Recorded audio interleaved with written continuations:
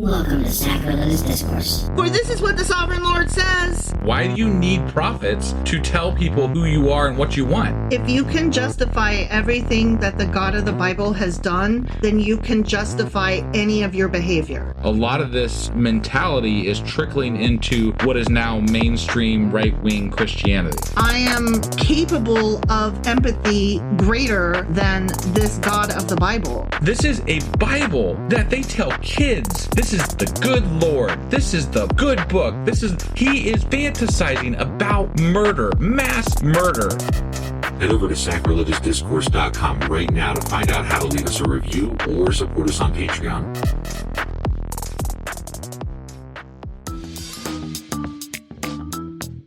Hey there, sinners and saints. It's your favorite Bible-bashing duo from Sacrilegious Discourse, and we need your help. That's right, folks. We're raising funds for some heavenly equipment and a studio that doesn't sound like it's in the depths of hell. Our current setup, let's just say it's more apocalypse than audiophile. So if you want to hear us dissect the Bible without the background noise of demonic squirrels, chip in a few bucks. We're aiming for $5,000 to upgrade our audio and build a studio worthy of blasphemous banter.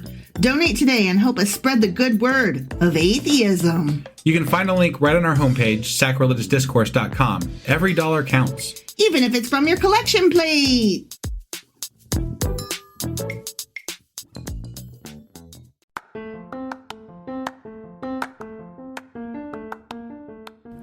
Welcome to Sacrilegious Discourse. I'm husband. And I'm wife. Together, we're reading the Bible for the very first time.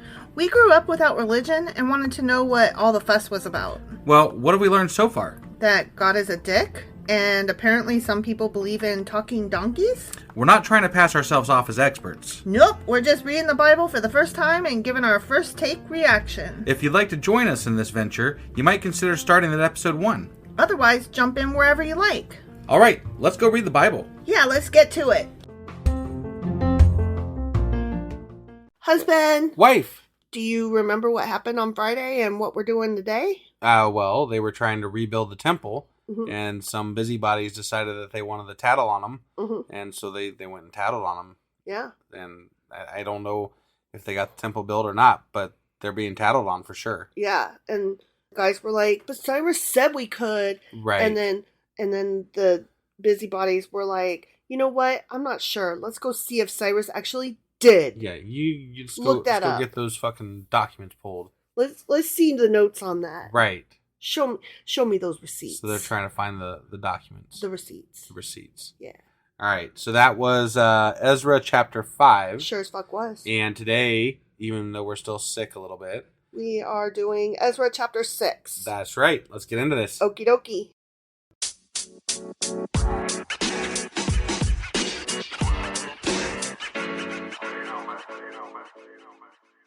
Okay, Ezra Chapter 6. Okay. And just for the record, this will mark the end of the first half of this book, which sounds odd because it's only 10 chapters. 10 chapters, huh?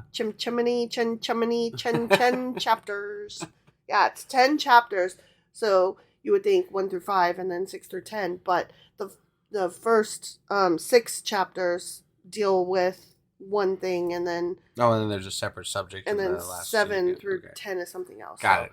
So we're about to finish the first half Got it. of the book. The Is what I'm first saying. portion Well, of the book. Well, the book is split into 2 halves, not 2 even halves necessarily. Oh, okay. All right. So Got we it. have finished the first even half already, but now we're actually finishing the first half Got it. as sectioned off. Okay. Okay? Yep. So, Ezra chapter 6.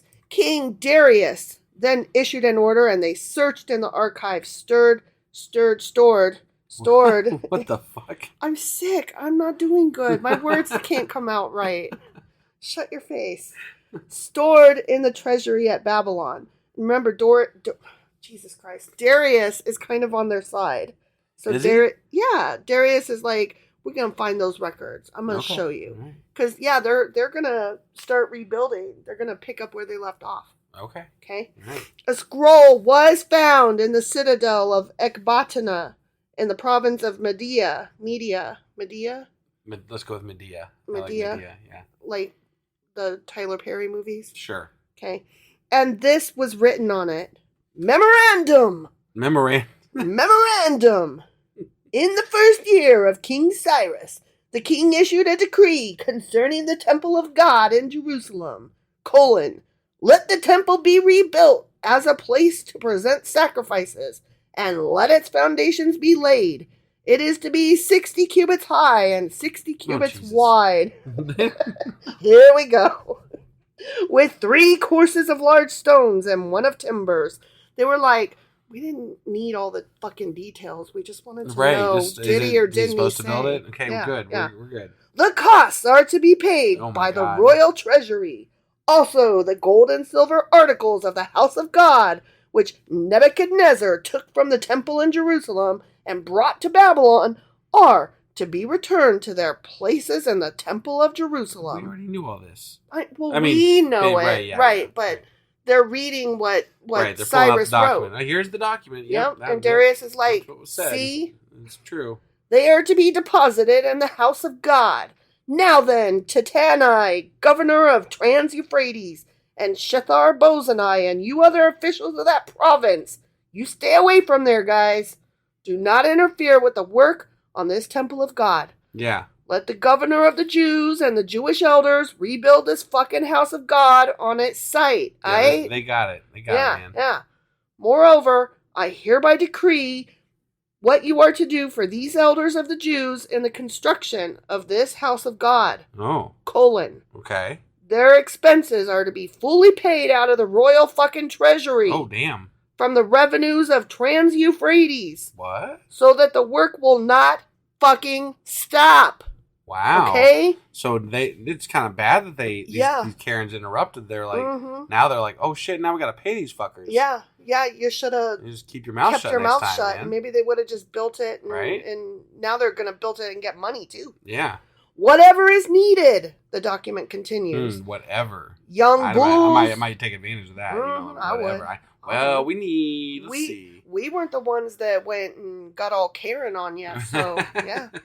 Young bulls, rams, male lambs for burnt offerings to the God of heaven, and wheat, salt, wine, and olive oil, as requested by the priests in Jerusalem, must be given them daily. Wow. Without fail. Wow.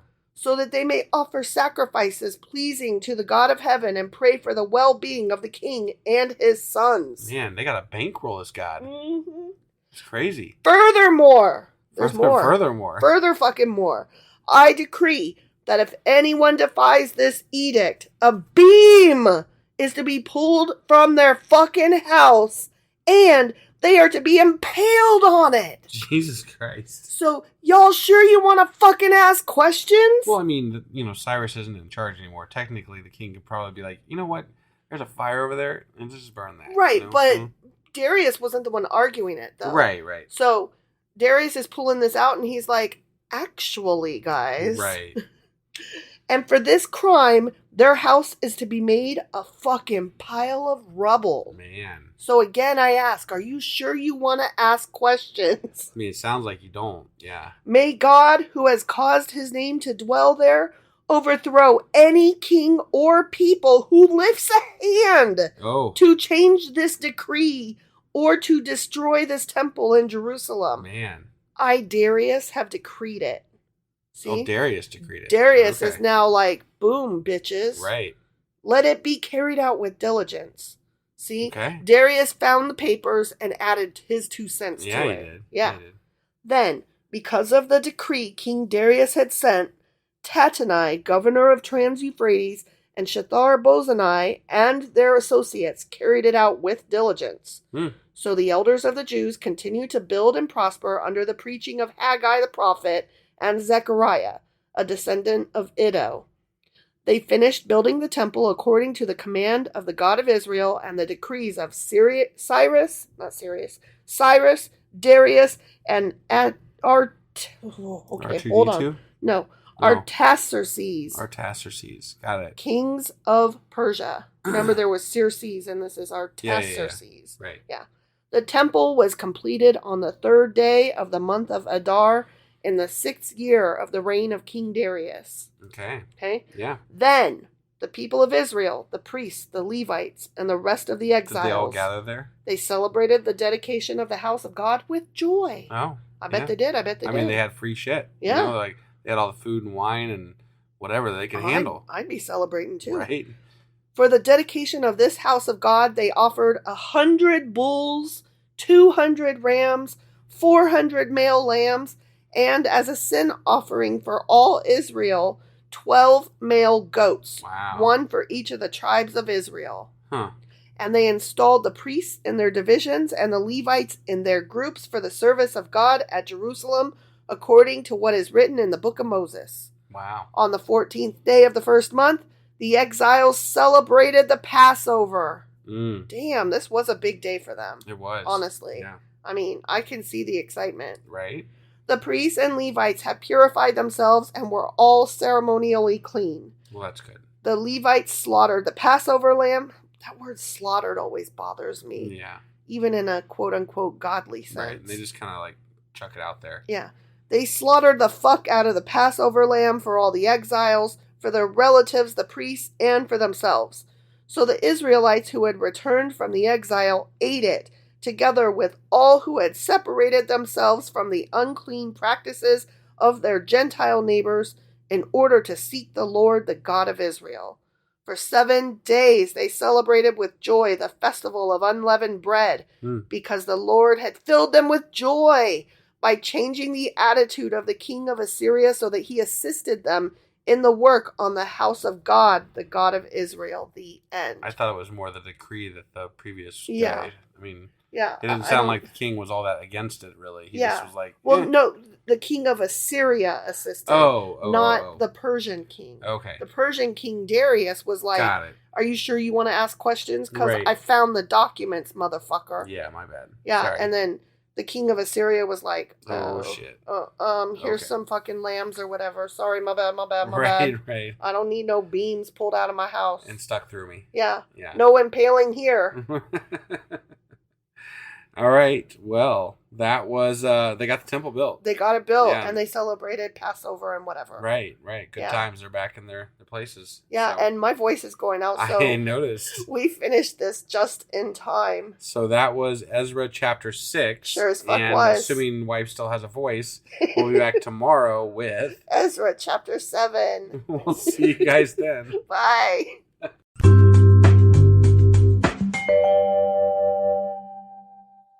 Husband, Wife. do you remember what happened yesterday? Yeah, Darius looked up the receipts and he was like, "Yep, you guys get a temple, And they built we're gonna it. help you pay for it too." And they built it. Yeah, and they built it. And then the people were so fucking happy. Yeah, they partied with free shit. They got free shit to party. I know, but then they were like, the Lord changed the attitude of King of Assyria. And I'm like, no, the receipts and Darius Right. changed the King of Assyria's that wasn't attitude. the Lord. Right. That was not the Lord. Right. Yeah, so that was Ezra chapter 6. Sure as fuck was. And today we're going to be reading. Ezra chapter 7. All right, let's go do this. Okie dokie.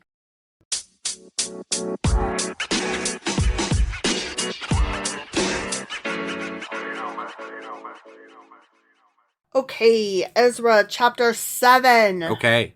After these things, These things, things. the partying one, Yes. the yes, building those and the ones, partering. Those things. Yeah. Got it.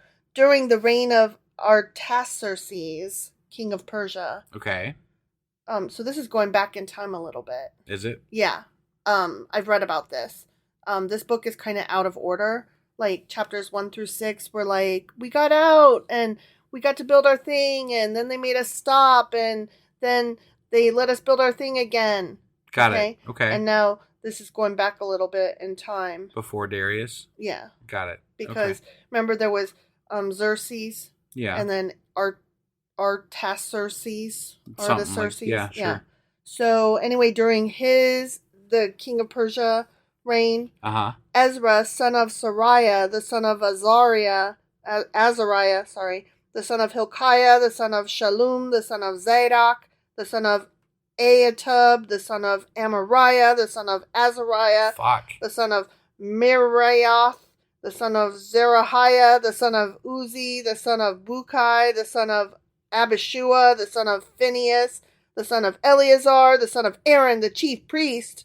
I got like my dad and like my grandpa, and I can maybe come up with my great grandpa's name. Yeah. That's as much as I got. Yeah, These people go back way too fucking far. If I ask my parents, I can come up with my great grandparents. Right. And then after that, I'd have to go to Ancestry.com. Right? Yeah, these fuckers are just like rattle it off. Like, Yeah, I don't know. It goes this, all the way back this, to Aaron. This, and this. All the way back to Aaron.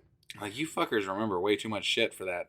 This Who cares? Ezra came up from Babylon, is what it says. Okay. All right. He was a teacher well versed in the law of Moses, which the Lord, the God of Israel, had given. Okay. The king had granted him everything he asked. Everything. Damn. Everything. Wow. Well, I mean, he might not have asked for much. I guess not. It's true. He might have asked for a scarf and some mittens, and Right. that's it. Yeah. But he got him. Everything he asked. He skipped out on the Lamborghini. I don't know. I'm just saying, to say that he got everything he asked isn't impressive unless I know Right. What he asked for. Sure. Yeah. So whatever he asked for, he got it. Okay. Yeah. The king had granted him everything he asked, for the hand of the Lord his God was on him. Got it. Some of the Israelites, including priests, Levites, musicians, gatekeepers, and temple servants, also came up to Jerusalem in the 7th year of King Artaxerxes. Okay. Ezra arrived in Jerusalem in the 5th month of the 7th year of the king. He had begun his journey from Babylon on the 1st day of the 1st month, so like April or thereabouts. Got it. And he arrived in Jerusalem on the 1st day of the 5th month. So it took him 5 months to get there. Yeah. For the gracious hand of his God was on him. I mean, that's why.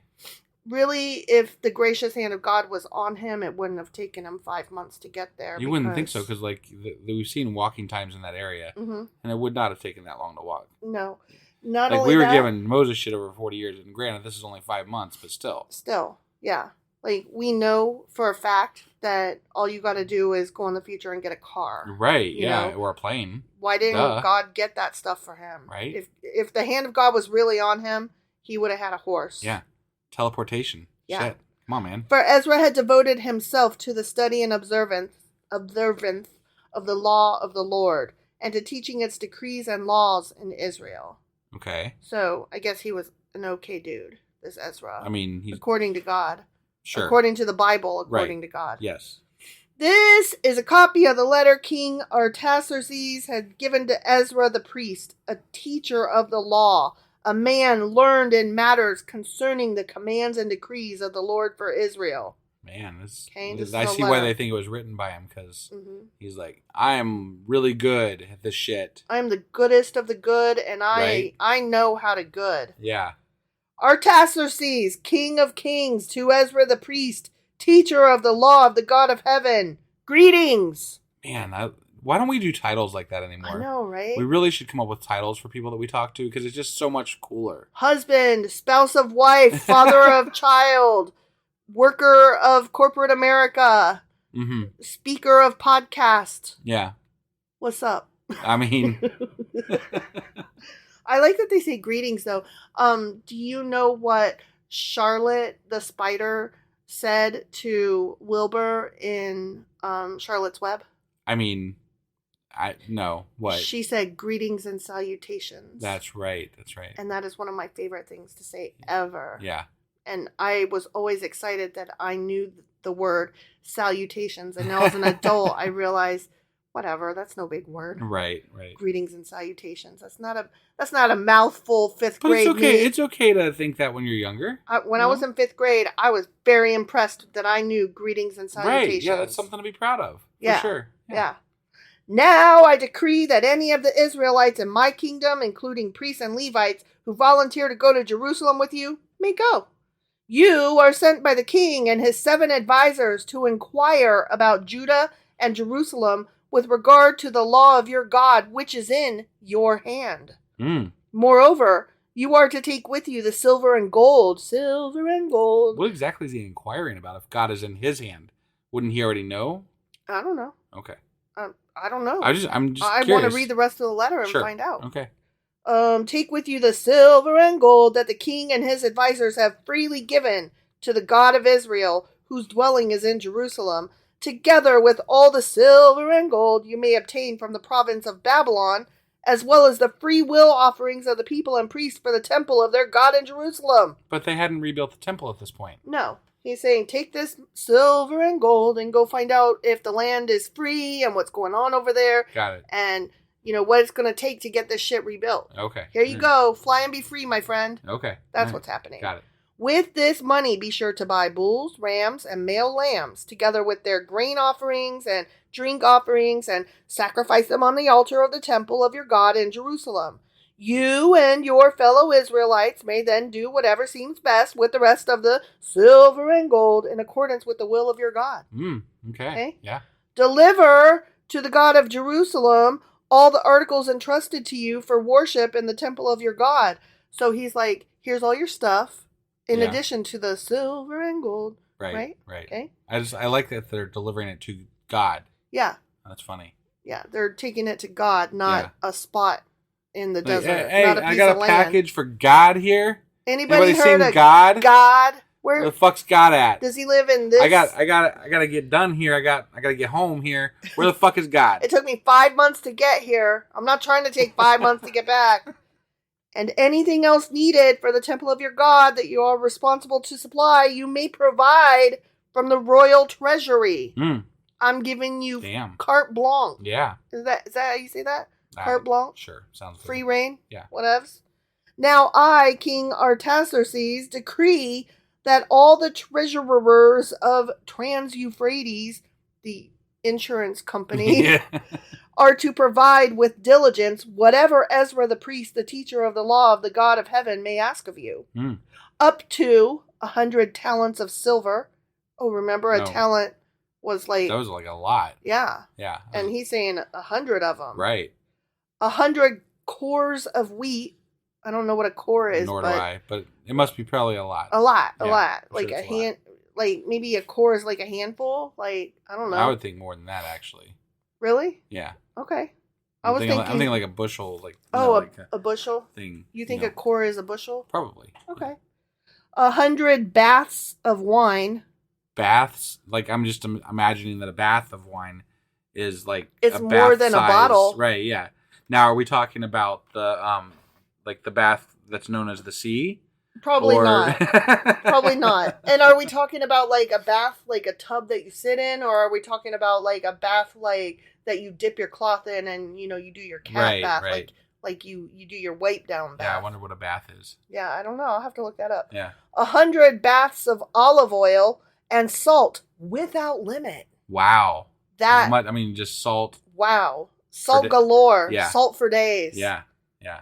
All the salt. Yeah. That is quite the heart attack and cholesterol level. Well, thing. but it was how they preserved their food back then. I know. I was trying to be funny. Sorry. I can always count on you with the actually. Well, whatever the God of heaven has prescribed, let it be done with diligence for the temple of the God of heaven. Why should his wrath fall on the realm of the king and of his sons? You are also to know that you have no authority to impose taxes, tribute, or duty on any of those motherfucking priests, Levites, musicians, gatekeepers, temple servants, or other workers at this house of God. But anybody else, you got totally, you could do it. Oh, yeah. Just not them. Not those guys. Yeah. And you, Ezra, in accordance with the wisdom of your God, which you possess, appoint magistrates and judges to administer justice to all the people of Trans-Euphrates, all who know the laws of your God. And you are to teach any who do not know them. Whoever does not obey the law of your God and the law of the king must surely be punished by death. Wow. Banishment. Confiscation of property. Okay. Or imprisonment. I see. One of those. Right. Which would you do? Which would I do? Yeah. I mean... You get, like, somebody comes up and they're like, fuck that God. And you get to pick, do you make them die? Do you banish them? Do you confiscate their property? Or do you imprison them? What are you going to do? I mean, imprison them, I think you could get, you're like, yeah, go sit in jail for a day, man. For a day? Yeah. Doesn't say how long. Are you going to confiscate their goods? If I got a choice, I'll just imprison them for a day. If I just got to choose one of those things, I'll just be like, yeah, sit in jail for a day. Just for a day? Yeah. And then when they get out and they're like, no, still fuck that God. Then I'll imprison them for another day. I'll be like, dude, come on, man. Come on, man. You sound like Obama. Come on, man. Praise be to the Lord, the God of our ancestors, who has put it into the king's heart to bring honor to the house of the Lord in Jerusalem in this way, and who has extended his good favor to me before the king and his advisors and all the king's powerful officials.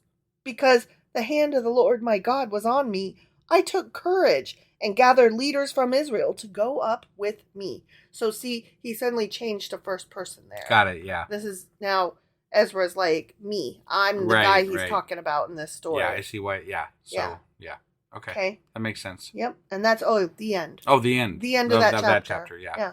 All right. So Ezra's going to go spread God's word and shit. And which we already take some know gold from and salt with him. Which we already know from the previous chapter was a success. Spoilers. Yeah. Yay. I guess. Right? All right. So that was Ezra chapter 7. Sure as fuck was. And tomorrow we will be back with Ezra chapter 8. We'll see you guys then. Yep. Bye.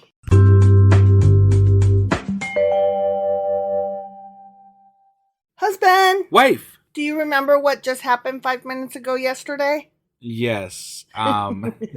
Ezra is the original Salt Bae. Yes. Yeah. Oh my God. Oh, I missed an opportunity. Oh my God. I wish I would have said that. Oh, I hate myself for missing that. Sorry, I got it covered. Oh, I got it. Bay. Yeah. Yes. Right? Yeah. Yes. Damn it. That was so good. And the fact that, I had to explain to you who Salt Bae was makes me even more mad that you're the one that came up with that. Yeah. Okay, yeah. So, Ezra, Salt Bae, go. That was all I got. Well, you go ahead and take it from there. And then that Xerxes guy, King of Persia, wrote a letter and was like, "You demand, go," and gave him silver and gold. Right. And they went and built all their shit. Yeah. And then Ezra's like, "I'm a first person this shit now." Right. Yeah. So that was basically it. So that was Ezra chapter 7. Sure as fuck was. Salt Bae. Oh, and today we're gonna be getting into Ezra chapter 8. All right. I'm sorry I missed that because I was just so fucking annoyed with myself. All right. Let's go do this. Okay.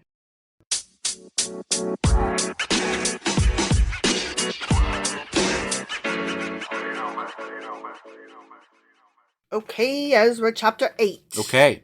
Continuing on. These are the head, or no, not the head, the family heads. This is the head. Okay. My head. These are the family heads and those registered with them who came up with me, Ezra. Yeah. From Babylon during the reign of King Artaxerxes. Yeah, definitely lends to he wrote this book. Mm-hmm. Yeah. He's like, I'm telling the story now, bitches. Right. It's like somebody else started and he just picked up the story and was like, no, I'm gonna tell it. Right. I'm gonna tell it now. Or he originally wrote this bit and somebody else added the other bit in the beginning. By the boy, once upon a time. Which is very likely. Yeah, actually, that's true. So. That's true. Okay, so he's telling this list of guys. Ready? Sure. Of the descendants of Phinehas, Gershom. Of the descendants of Ithamar, Daniel. Of the descendants of David, Hattush. Of the descendants of Shechaniah. What? Are you... No, everything hold on. Okay here? No, hold on. Oh, see, there's a semicolon missing. Not my fault. Not my fault. Okay, so of the descendants of David, Hattush. And there should be a semicolon. Got it. Okay? Of the descendants of Shechaniah. And there's nobody. Of the descendants of Parash, Zechariah. And with him were registered 150 men. Okay. Of the descendants of Pahath Moab, oh, Jesus Christ. Elihonai, son of Zerahiah, and with him 200 men. Mm-hmm. Of the descendants of Zatu, Shechaniah, son of Jahaziel, and with him 300 men. Of the descendants of Aden, Abed, son of Jonathan, and with him 50 men. Of the descendants of Elam, Jeshiah, son of Athaliah, and with him 70 men. Okay. Of the descendants of Shephatiah, Zebediah, son of Michael, and with him 80 men. I mean, we got to get our list of people in every fucking book of the Bible, right? Yeah, there's got to be a list. Of the descendants of Joab, Obadiah, son of Jehiel, and with him 218 men. Of the descendants of Bani, Shelomith, son of Josephiah, and with him 160 men. Of the descendants of Bebai, Zechariah, son of Bebai, and with him 28 men. Okay. Of the descendants of Asgad, not to Asgad. be confused with Asgard. Right. Johanan, son of Hekatan, and with him 110 men. This is boring. I'm so sorry. It really is. Yeah, really is. Apologies, y'all. But yeah, maybe it'll pick up. Remember, we're I'm just reading the Bible, getting through. Right, okay, right. We're doing this. Of the descendants of Adonikam, the last ones. I don't know what that means. Who were the first ones? Whose names were Eliphalet. Elephant? Yeah, Eliphalet. Jeuel, and Shemaiah, and with them 60 men. Of the descendants of Bigvai, Uthai, and Zechir, and with them 70 men. Okay. I, Ezra, assembled them at the canal that flows towards Ahava. I mean, the canal's as good a place as any. You know the canal, at the one that flows toward Ahava. Yeah. And we camped there 3 days. When I checked among the people and the priests, I found no Levites there. What? Oh, shit. No Levites? What the hell? The fuck? You better start over. Yeah, go get some Levites, man. So I summoned Eleazar, Ariel, Shemaiah, Elnathan, Jerib, Elnathan again, Nathan, Zechariah, and Meshullam, who were leaders, and Joarib and Elnathan, who were men of learning. And I ordered them to go to Iddo. Yeah, get your asses to Iddo. The leader of Kesaphiah. Okay. I told them what to say to Iddo and his fellow Levites, the temple servants in Kesaphiah, so that they might bring attendance to us for the house of God. Yeah, because you can't do anything without the Levites. Right. So this was almost a bust. It was almost like a non-starter. Right. Because the gracious hand of our God was on us, they brought us Sherebiah, a capable man. Not very capable, but capable. Capable. Yeah. From the descendants of Mali, son of Levi, the son of Israel, and Sherebiah's sons and brothers, 18 in all. Okay. And Hashabiah, together with... Good old Hashabiah. I know, right? With Jeshiah from the descendants of Merari, and his brothers and nephews, 20 in all. Okay. They also brought 220 of the temple servants, a body that David and the officials had established to assist the Levites. All were registered by name. Registered. They got their little documents that they're officially registered. They have their cards. They got their ID cards. Yeah. There, by the Ahava Canal, I proclaimed a fast. I proclaim that we will now fast. Go. Mostly because we're out of food. Right. So that we might humble ourselves before our God and ask him for a safe journey for us and our children with all our possessions.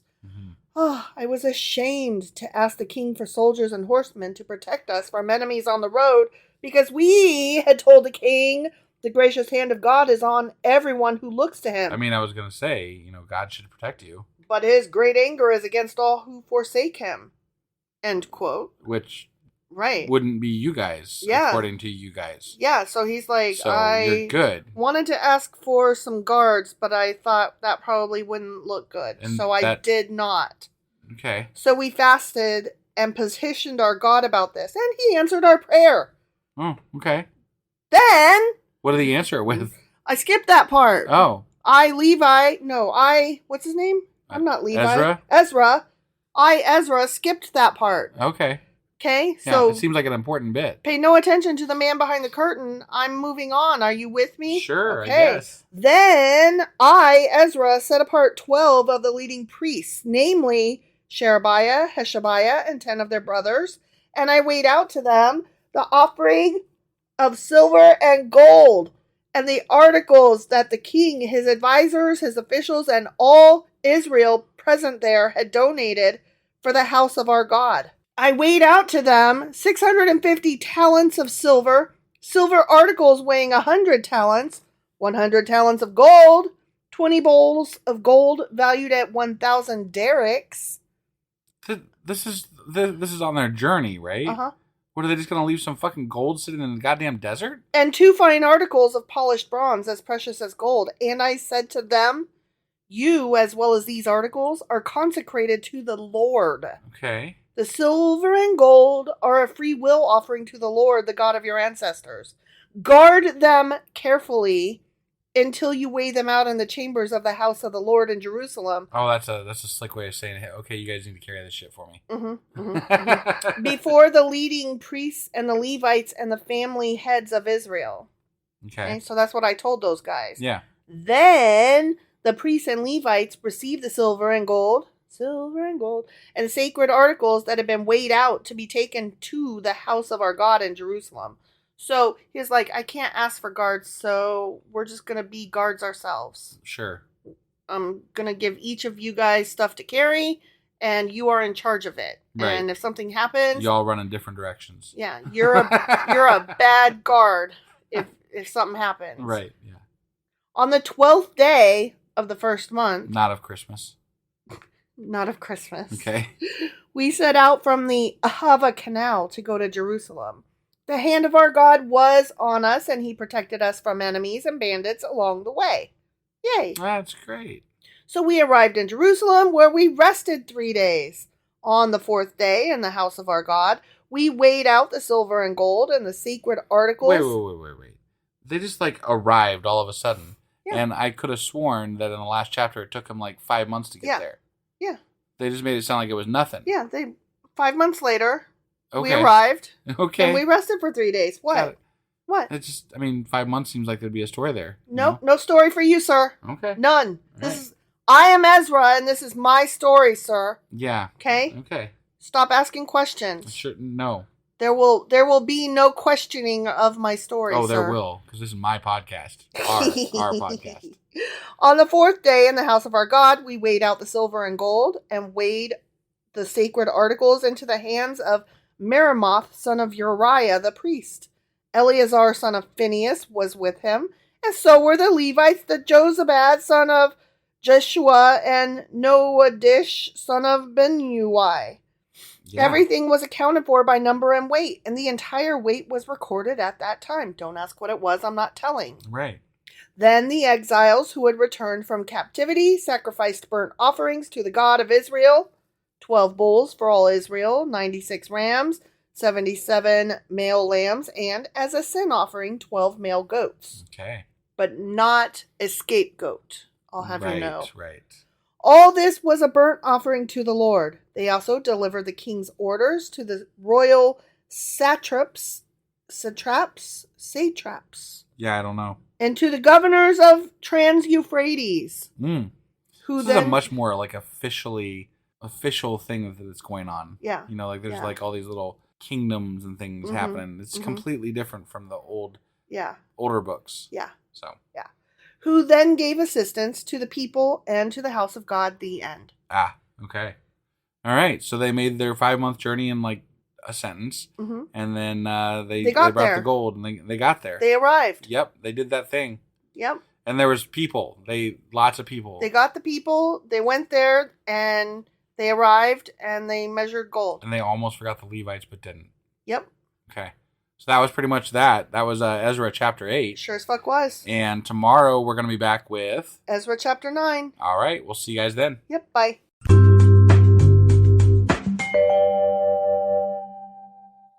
Husband, Wife. do you remember what happened yesterday? Ezra started talking in the first person, He sure as fuck did. and then he decided he wanted guards, but he's not going to ask for them. Because that would be too untrusty of Godish. Right, but then it was okay because they made it the 5-month trip in a day. Or something like that. Something like that, yeah. Yeah. That was the gist of it anyway. Yeah, and then they got there and they partayed. Yeah, they burnt shit.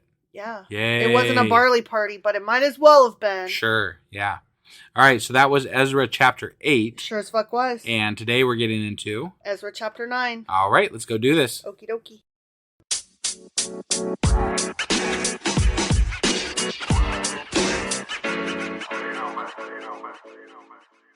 Okay, Ezra chapter 9. Okay. after these things have been done. Yep, those things. Whatever the ones where they burnt shit and stuff and partied or whatever. Yeah, those things. Yeah. The leaders came to me, Ezra, and said, now we're back in third person? No, they came to me. Ezra. Oh, me. I thought you said meat. I'm sorry. They came to me, Ezra. No, I got it now. You thought I said meat. Yeah, I misunderstood. They came to meet Ezra? Yeah, that's what I thought you said. Oh, okay, no. No, they came to me, and then I added who me is. Got it. Is Ezra. Okay.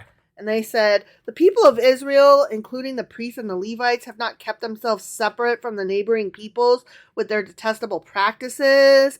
Like, those are the Canaanites, Hittites, Perizzites, Jebusites, Ammonites, Moabites.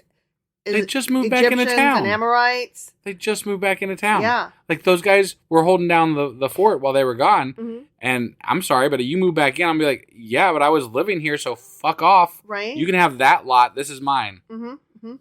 So, anyway, those guys, they've taken some of their daughters as wives for themselves and their sons. Damn. And they have mingled the holy race with the peoples around them. Not mingling. Jesus Christ, not mingling. I mean, everybody knows that you're supposed to keep them segregated. You can't, right?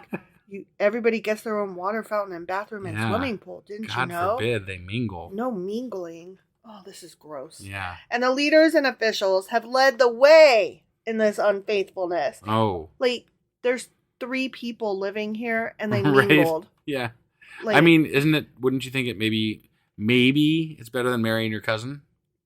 Well, they probably married their cousin who was also an Egyptian. Or I'm sorry, mingling with your cousin. Mingling. Yeah, mingling. Yeah. That is the key, the code word now, mingling. Yeah. They had lots of sex and babies. They mingled. Yeah. It's so gross and stupid. Yeah. Like, who cares? Right. Who cares? Right. When I heard this, I tore my tunic and cloak, pulled hair from my head and beard, and sat down appalled. I mean, mingling is appalling. He cried. I mean, I'd cry, I guess. They swam in the same pool. He cried. Yeah. I hate it when people mingle. Ugh. Fucking minglers. Then everyone commingling. Then everyone who trembled at the words of the God of Israel gathered around me because of this unfaithfulness of the exiles. And I sat there appalled until the evening sacrifice. He was appalled until the evening sacrifice. But then there was food. So he cried all day. But yeah, but then... He cried all day. Over mingling. Motherfuckers.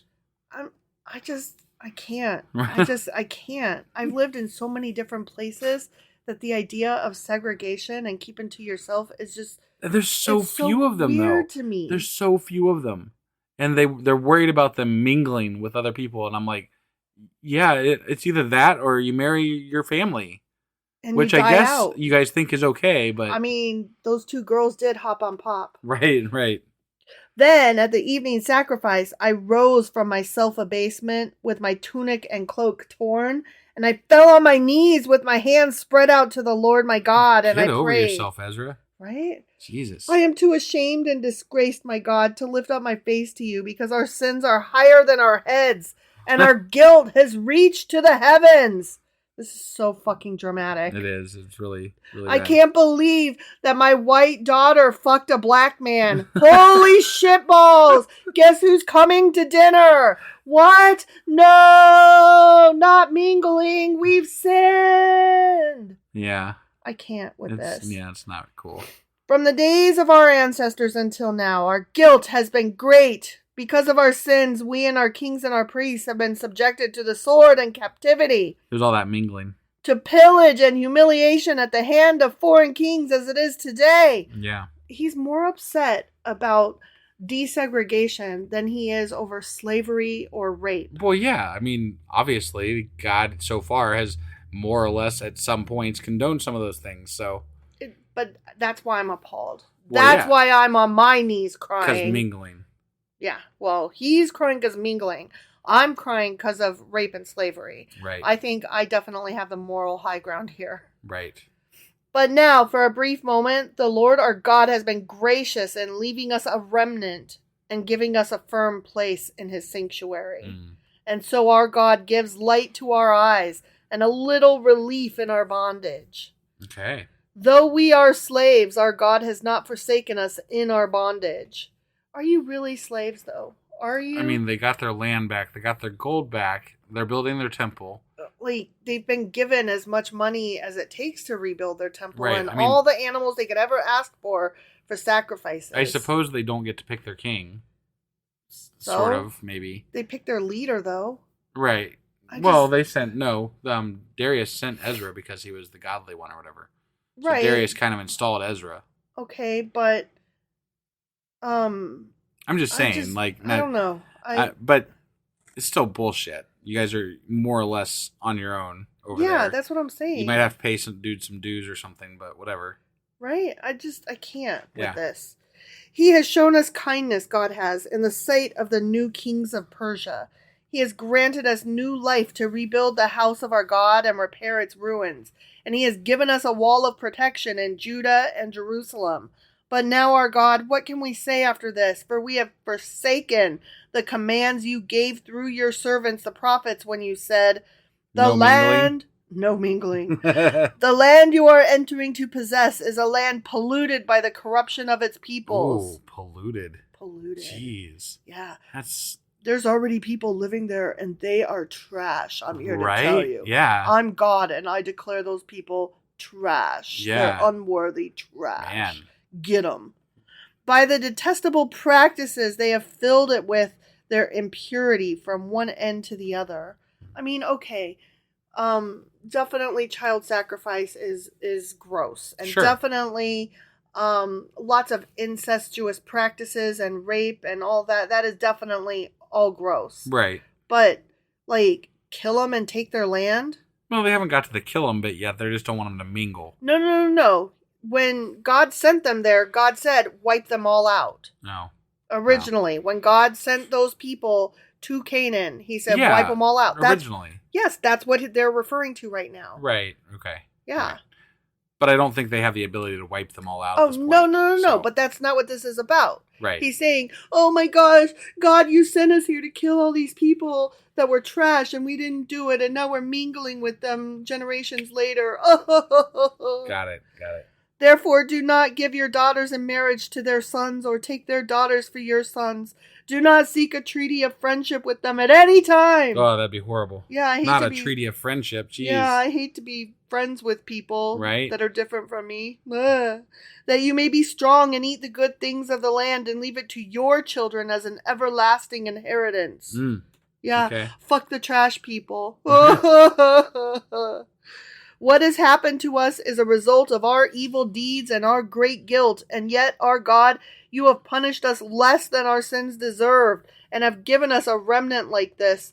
Shall we then break your commands again and intermarry with the peoples who commit such detestable practices? I say go for it. Go for it. Mingle the fuck away. Right. Would you not be angry enough with us to destroy us, leaving us no remnant or survivor? Okay, I'm over the word remnant. Right? now. Yeah, he's like pulled this one out of his ass. Well, All right, Ezra. what's really funny is in some of my previous readings, like research, Yeah. that word comes up again and again. Got it. And particularly when we get to the New Testament, it's going to be like a word. Got it. And so now we're seeing the beginning of this word. Well, and sometimes too, like, I mean, I don't know this to be the case, but there's a lot of like studies about word usage, and it's weird that it just like all of a sudden is like Yeah. popping in. It could be that this is a misplaced section too. Could be that it's a scribe that wrote it later after Ezra, and Mhm. ended, like maybe Ezra didn't end this chapter really well. I don't You know. know, and I'm just saying there's a lot of possibilities that, based on what I know of the history of writing the Bible, Mm-hmm. there's a lot of room for interpretation as to who wrote it, when it was written, then and who how many went and people cleaned contributed up to other it. parts. Right, yeah. Well, I just know I had been waiting for the word remnant to make its appearance. Got and it. here we are. And like there Came was in with full force. there was one use of it like a couple chapters ago maybe. Yeah. And I was like, oh, there's the word remnant. And I meant to say something at the time and I didn't. But now we are in full remnant mode. Apparently, yeah. Yeah. Lord, the God of Israel, you are righteous. We are left this day as a remnant. Here we are before you in our guilt, though because of it, not one of us can stand in your presence. The end. technically none of them can stand in his presence because he's not allowed to show himself to them according to him. Right. Or somebody. Right. At some point. I mean, I think Moses saw his ass one time, but that was about it. So. Well, he also saw him in a fire. Yeah. He was a fire. And then there was those times where they were just like, yeah, he's just standing in front of the fucking tabernacle or whatever. So but we can't look. Something like that. And also, he was smoke. And he was a column. Right. He was a column or something. Also, he's a dream. He's a dream. He's an avenging angel. Sometimes he's just like a wandering spirit. Yeah. Sometimes he's a warrior angel. Sometimes he wrestles people in the desert. That was the warrior angel one. Okay. Yeah. Right. Yeah. God's got a lot of He's the many-faced ass. Right, yeah. Maybe he was maybe he was the ass. I think he ass. had to have been the ass. I'm going to say he was the ass. I also think he was the serpent. And Balaam's ass. Yeah. Yeah. I think he was the serpent, too. Because he fucks around with people, He fucks around with them. He tests them. He comes in different forms and doesn't show his own form. And the ass and the serpent are the only two talking animals in the entire... Thus far. No. Oh. Those are, period, the end. The only two talking animals in the Bible. Oh, okay. Yeah. Got it. And, good to know. We're done with talking animals. Well, I said that at the time of the ass, that he's the only other... How's my memory? It's shit. Yeah. Your memory is for shit. Right. Exactly. Yeah. So I think God is all those different things. Sure. Because it's the just stories as likely, are made up anyway. It's just as likely as anything else, right? Yeah. Might as well have some fun with it. Yeah. So anyway, that was Ezra chapter 9. It sure as fuck was. And tomorrow we will be back with... Ezra chapter 10. We'll see you guys then. Yep. Bye.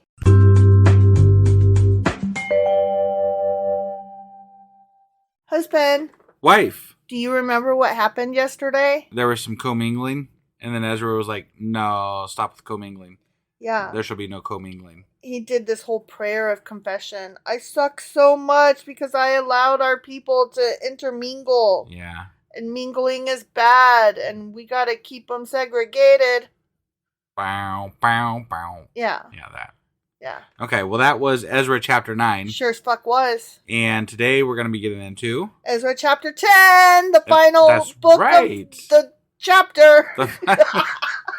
The final chapter of the book. Is what I meant to say. Yeah. Yes, that. All right, let's get into this. Okie dokie.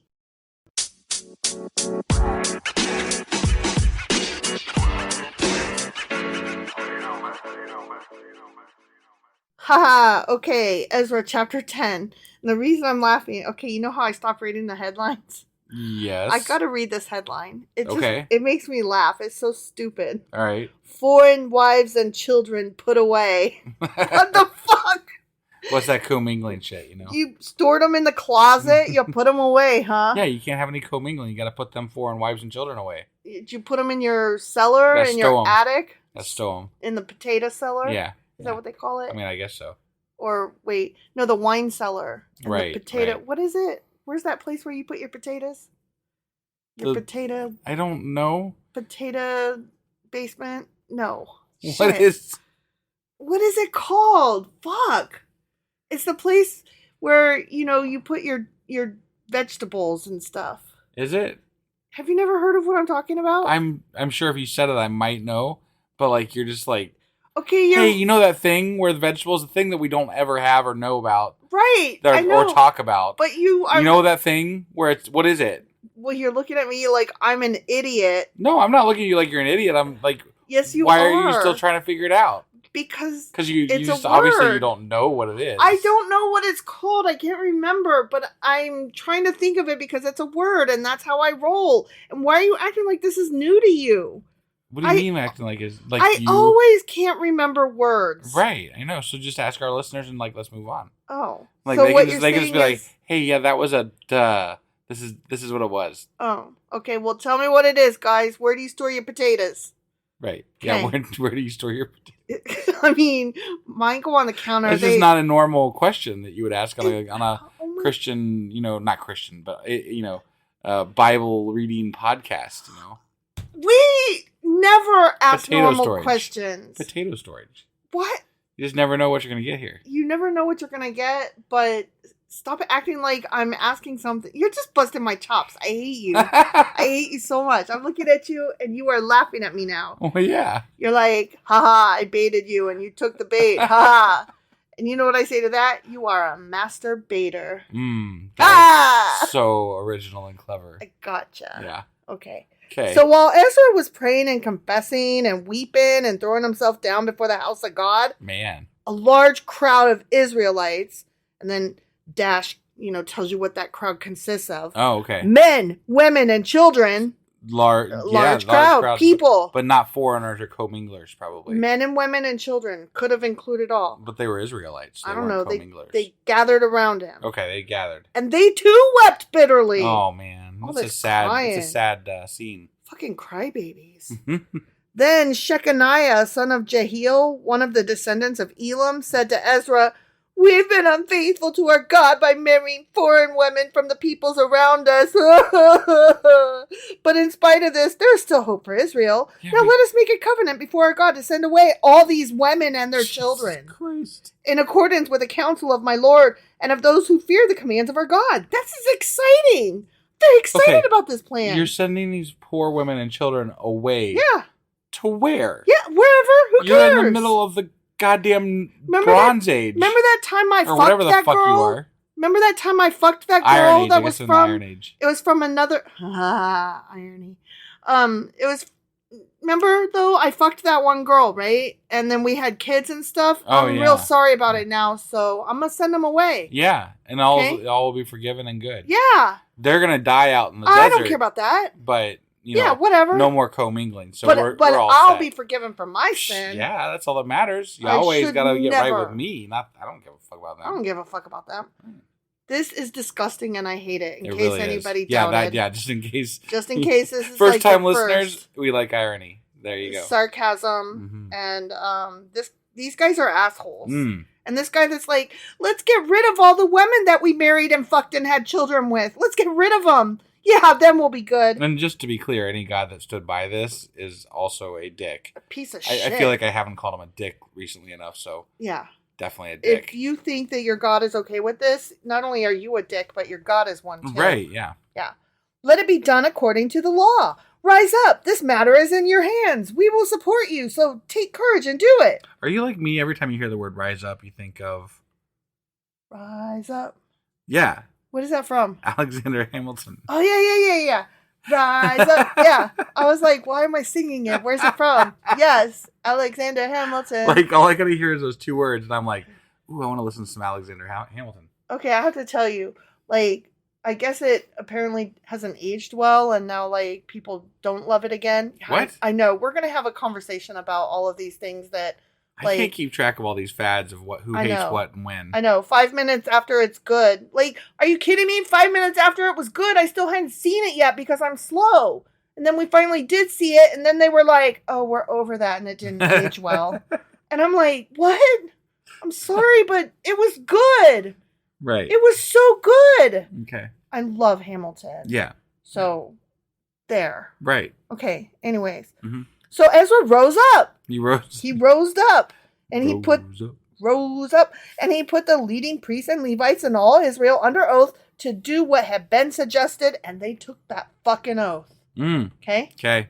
Then Ezra withdrew from before the house of God and went to the room of Jehohanan. Jehohanan? Jehohanan. I like Jehohanan better. Fuck you. Son of Eliashib. While he was there, he ate no food and drank no water because he continued to mourn over the unfaithfulness of the exiles. Oh, not that. Jesus. I hate it when they get married and have babies. Awful. A proclamation was then issued throughout Judah and Jerusalem for all the exiles to assemble in Jerusalem. Anyone who failed to appear within 3 days would forfeit all his fucking property in accordance with the decision of the officials and elders, and would himself be expelled from the assembly of the exiles. But what happens if you do show up?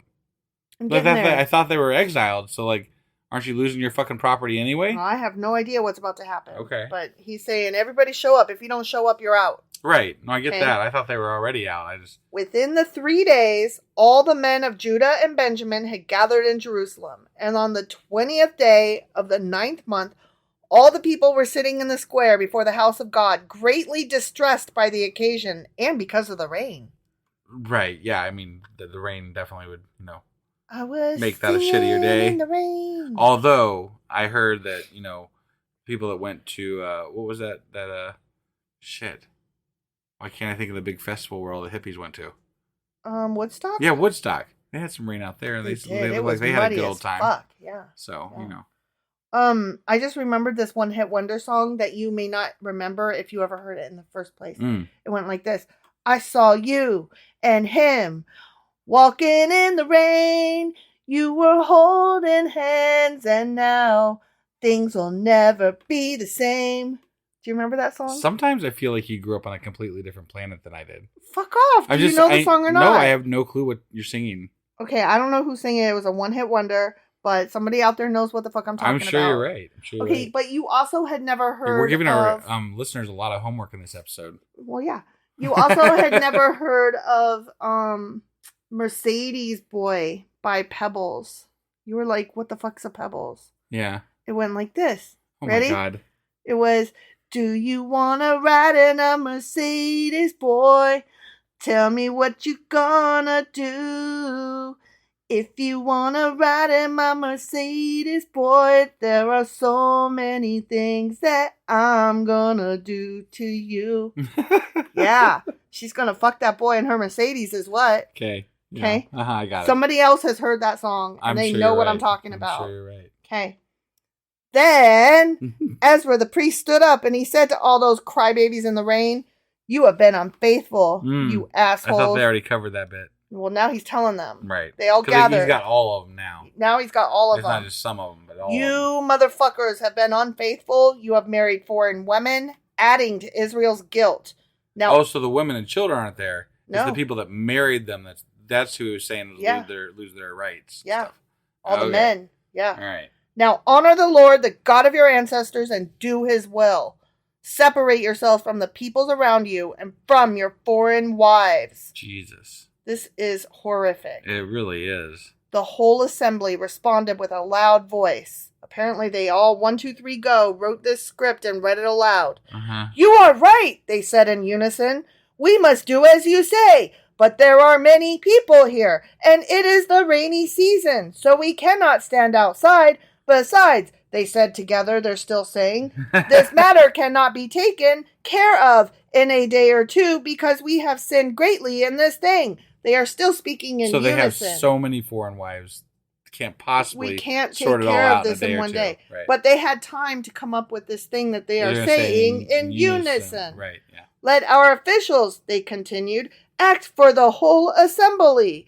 Then let everyone in our towns who has married a foreign woman come at a set time, along with the elders and judges of each town, they're still saying in unison, wow, until the fierce anger of our God in this manner is turned away from us. That's pretty good. End quote. I mean, that's a lot. I mean, they worked really hard on this, obviously. They must have stayed up like the whole night before. That's what I'm saying. Rehearsing this bit, They said all of that, but they didn't have time to just be like, you're foreign, bye. Right. I want a divorce Not now. that that's a good idea. No! Fuck no! Only Jonathan, son of Asahel, and Josiah, son of Tikva, supported by Meshullam and Jebuthai, the Levite, opposed this. So the exiles did as was proposed. Ezra the priest selected men who were family heads, one from each family division. And were you considered a family head? Oh, family heads of the tribes. All right. And all of them designated by name.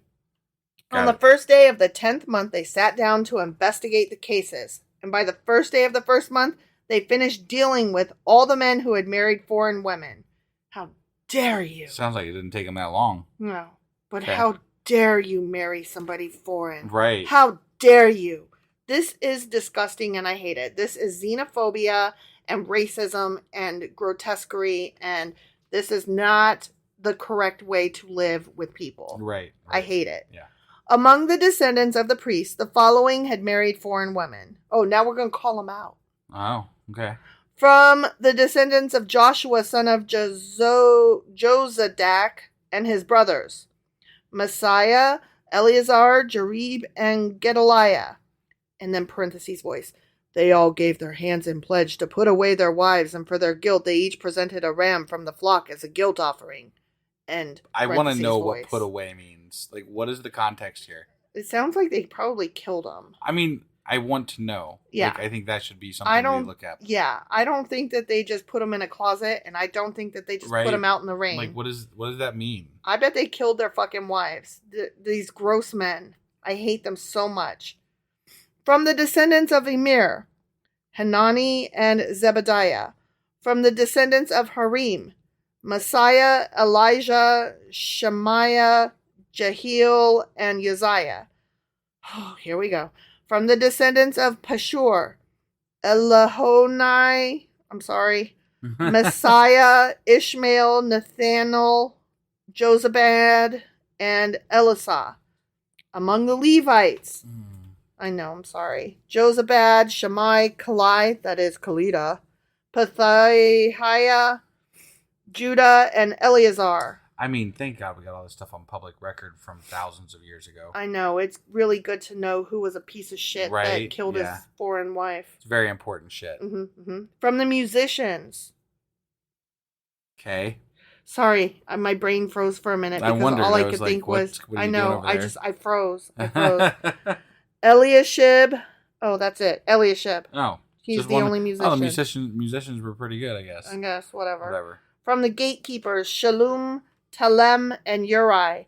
And among the other Israelites, from the descendants of Parash, come Ramiah, Isaiah, Milkijah, Majamin, Eleazar, Milkijah, and Benaiah. From the descendants of Elam, Mattaniah, Zechariah, Jehiel, Abdi, Jeremoth, and Elijah.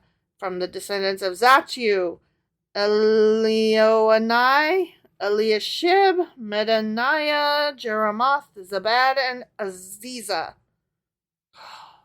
I'm having a hard time with this. This is not fair. This is an easy bit for me because I just get to sit here and laugh at me. Yeah, basically, or take a drink from my drink, because I'm just waiting for you to finish pronouncing names. So I know, mispronouncing. Well, whatever, Yeah. From the descendants of Bebe. Jehohanan. Yeah. Jehananiah, Zabiah, and Athli. Not Affleck. Or Affleck. Yeah, right. From the descendants of Benai. Oh, speaking of Affleck, have you heard? Apparently Ben Affleck was working the drive-thru of Dunkin' Donuts or something. Oh, no, I did not hear that, but I have a story to tell you after you get done. So tell me about Ben Affleck. Oh, that was the whole story. Okay. Oh, and apparently Jennifer Lopez was there because she's Jenny from the block, except she wasn't. She was just hanging out, and it was either some kind of prep for a movie or something. I don't know, but everybody was like, "Why are you working at Dunkin' Donuts?" Got it. So that's it. Okay, tell me your story. So on my break today, I had to go over to the gas station, so I walked over to the gas station. And there's a Dunkin' Donuts inside the in the same building, right? Yeah. So I went and got this gas station stuff, and then I went over to the Dunkin' side. Okay. And there's nobody at the counter. Okay. And I'm like, and I see somebody that's sitting over there eating that has a headset on and stuff. I'm like, well, they must be on break or something, right? So I kind of make a little bit of noise, and then I kind of went down to see if anybody was on the other side of the counter. Hello. I didn't say anything. I just was kind of looking for somebody. Your face was going ding ding ding. Right, hello. Right.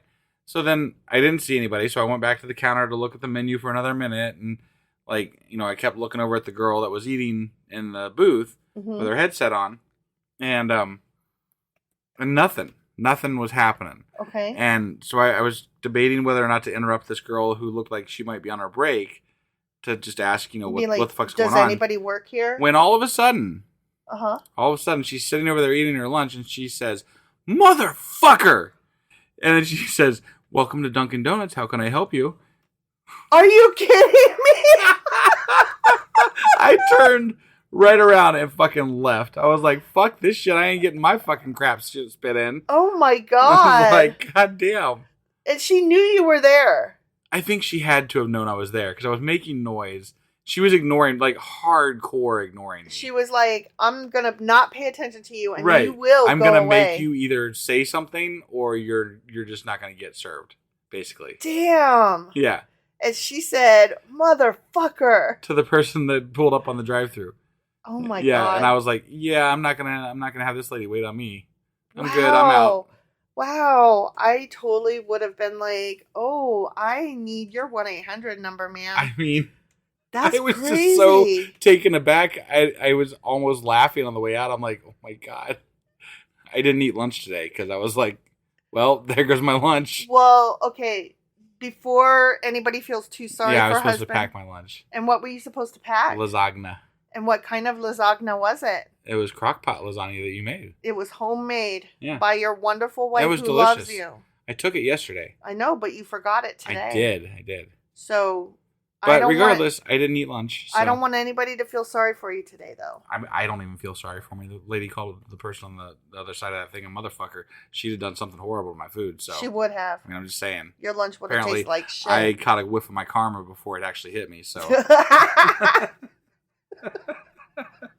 Oh, okay. Back to these list of horrible names. yeah. Ready? Uh-huh. That was a great break. Right, Thank you. From the descendants of Bani, Meshulam, Malak, Adiah, Jeshub, Sheol, and Jeremoth. From the descendants of Pahathab, Moab, Adnah, Kalal, Benaiah, Messiah, Madaniah, Bezalel, Binui, and Manasseh. sometimes I feel like there's just like a list of like, I don't know, 40 to 50 names next to them, and they're like, which one should I use here? And they just like, yeah. I haven't used this one in a while. I'm gonna use that one. I also feel like they're like joshing with me. They're like, who's going to read all this? Right? Yeah. From the descendants of Harim, Eleazar, Eshisha, Malchijah, Shemaiah, Shemean, Benjamin. I know that one. Yeah, there you go. Malik, and Shemariah. From the descendants of Hashum, Mattaniah, Mattatata, Zabad, Eliphalet, Eliphalet. I think we struggled with that one yesterday. Jeremiah, Manasseh, and Shammai. From the descendants of Bani, Madni, Amram, Ewell, Benaiah, Bediah, Kalui, Benaiah, Merimoth, Eliashib, Mattaniah, and Jesu. And from the descendants of Benui, Shammai,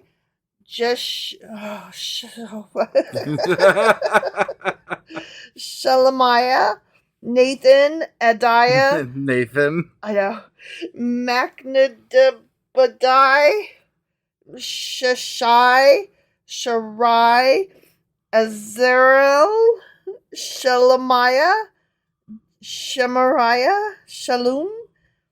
Oh, I'm so sorry, you guys.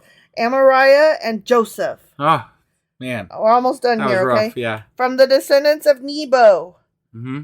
Jeel, Medahiah, Zabad,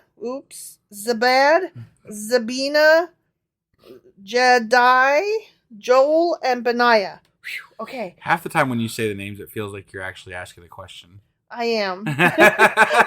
You should assume I'm always asking a question. All these had married foreign women, and some of them had children by these wives. Yeah, these were all bad people who then decided to be good by sending them out into the desert to die or something. Or killing them. Or killing them. One of the two. The I don't know. end. Yeah. Yay. We've just something. ended Ezra. Right. That's the end of Ezra. These fuckers are horrible people. I hate them. They're dumb. Yeah. And I don't like them. I don't like them at all. I mean... Yeah, I want to know what it meant by put away their wives. Yeah, I need to know what it means. I'm going to find out. I have a really bad feeling that it's not good. Yeah. That's just my feeling, my gut feeling. My gut feeling based on the fact of how much these guys always suck. Right. Yeah. So, all right. Well, that was Ezra chapter 10. And that was Ezra altogether. That was Ezra altogether. Yeah. And we're going to be wrapping up this weekend and into next week with our Q&A. Our book club will be on Sunday. Mm-hmm. And then we'll have like a wrap up for Ezra altogether. And You're Always Wrong. Contradictions episode. Mm-hmm. And then we're not going to take the rest of the week to do special episodes because the wife likes to end on a week. But we have like these 2 books. So the next book is Nehemiah. And they only have 10 chapters. Right. And it also is kind of...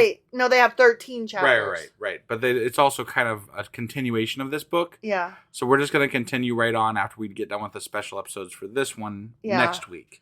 And then after Nehemiah is Esther, who also only has like 10 books. So, yeah, so we'll probably do the same. 10 chapters. We're going to try to do the same thing there too, just because we're just going to push through. Well, yeah, it's we'd be taking too much time off or coming up with too much bonus shit if we had to like figure out how to end these all on a fucking weekend. Yeah. So we're just going to keep going straight through for a bit. I mean, I live by multiples of 5, but these are just not allowing me to do that. So fuck them. Right. All right. Well, that was Ezra. That was Ezra. And we'll see you guys tomorrow for the Q&A. Yeah.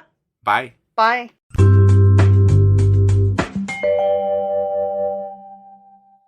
Husband. Wife. Do you know what today is? I do. It's Saturday. Q&A Saturday. And what are we discussing today? Our Q is about what does put away the wives and children mean? It's bugging me. It really is bugging me. I know. But I have a good answer for you. Good. That's awesome. Yeah. I'm glad to hear that. Spoiler alert. Good. It's a good answer. Oh. Okay. Okay. All right. Okay. I'm glad to know that. Yeah. Okay. All right. Let's get into this. Okie dokie.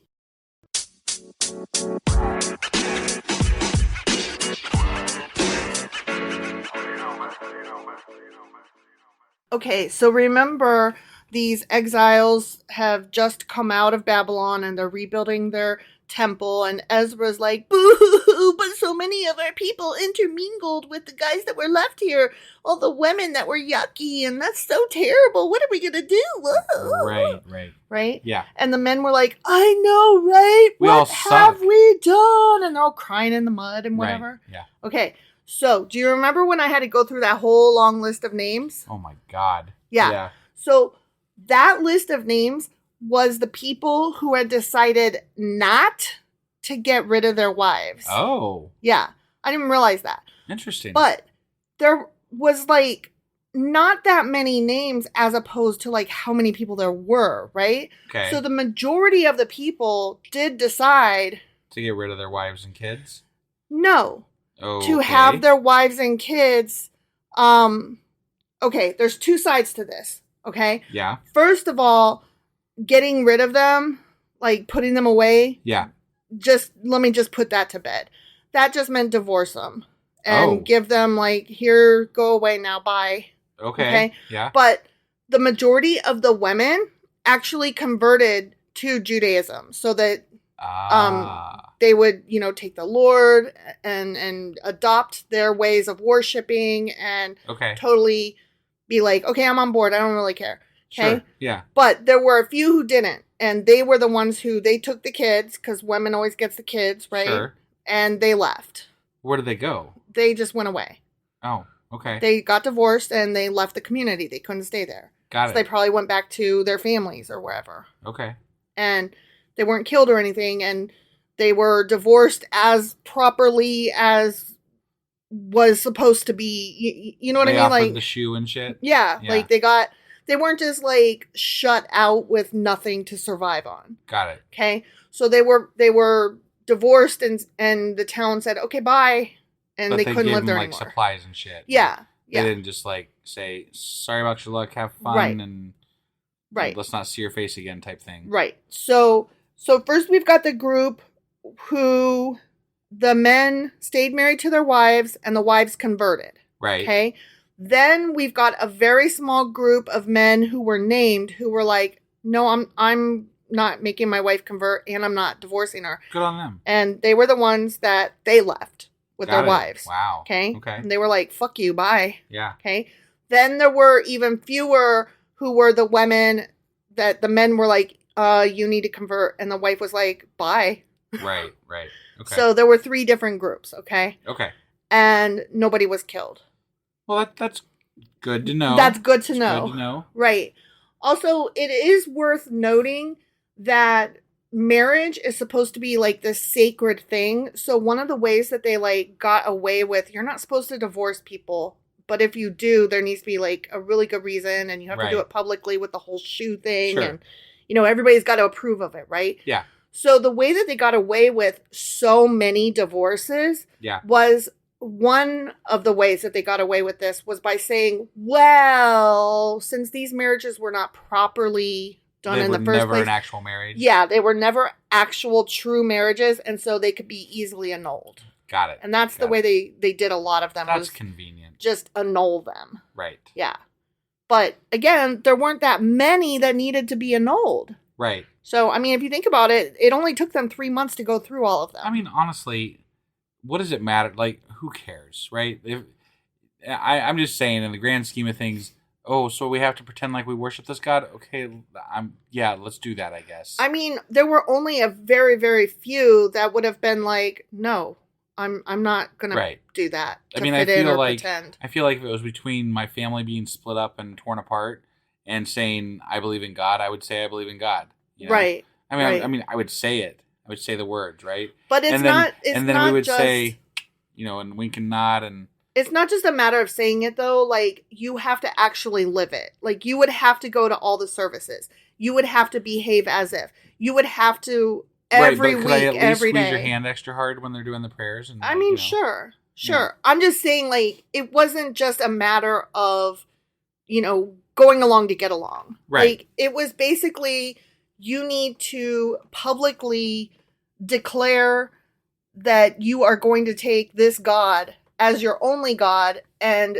publicly, for the rest of your life, there will be scrutiny on you. Right. Will you live up to this for the rest of your life? Because we are going to be looking for you as a Moabite, or as an Egyptian, or as somebody who isn't from here. We're going to be looking for you to not be actually following God's rules. Yeah, but I bet that was dependent partly on social status also, and like there's other factors involved. Oh, here.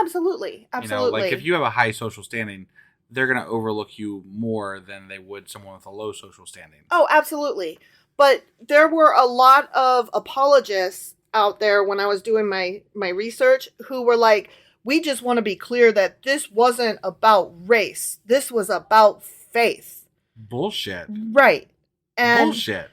And the way that it's bullshit is based on what I just said. You can look at the people who are clearly not from there and say, we're going to keep an eye on you because you look different. That means that you were one that are one of the comminglers. Right. And besides that, it was just a chapter or two prior that they were talking about the people that lived there while they were gone, that had decided to take up the ways of Yahweh and start worshiping Yahweh. And they're like, no, you're not Israelites. Get the fuck out of our land. Exactly. And we don't want you here. Exactly. They don't like foreigners. No. Period. It's true. They're very xenophobic. Right. They're very racist. Yeah. So I call bullshit on that. No, I totally agree with you. I just wanted to put it out there that was a thing that was said, and that is still said, that this was truly about faith. There's a lot of fucking things that are said, and they're not all bullshit, but there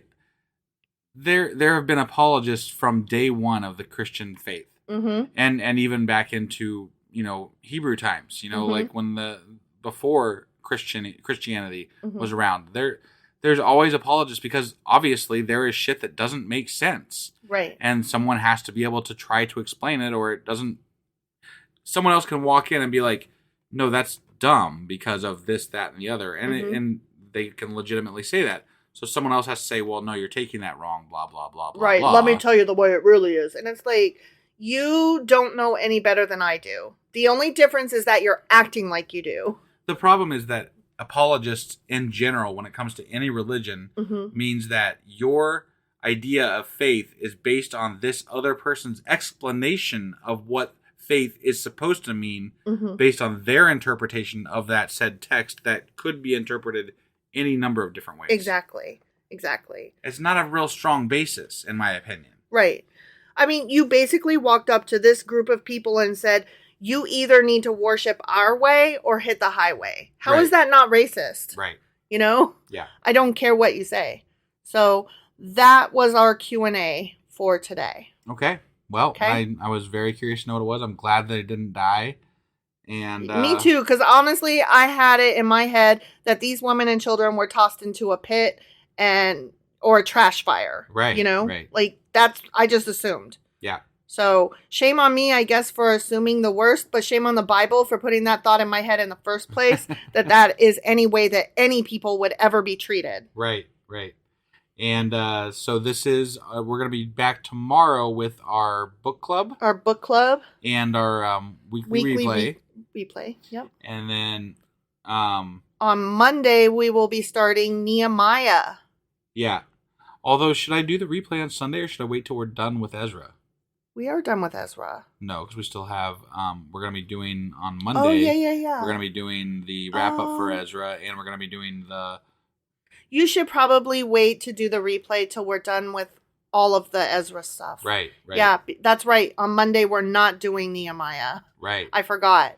Yeah. Monday, we'll be doing the Ezra wrap up, and then Tuesday, we'll do You're Always Wrong for Contradictions. Yeah. Right. And then we'll start Nehemiah on Wednesday. Yeah, I think I have to wait for the replay until after the book ends. Yeah. This time, because otherwise they just fall out of place. It's just in that. weird. Yeah. So I agree. whoever listens to the weekly, I do apologize. Yep. But still coming. Hopefully you agree with our logic, and if you don't, well, sorry for you. It's not to be cruel. We're just trying to figure our shit out. We don't know. Yeah, exactly. All right, guys. We will see you soon. Yep. Bye.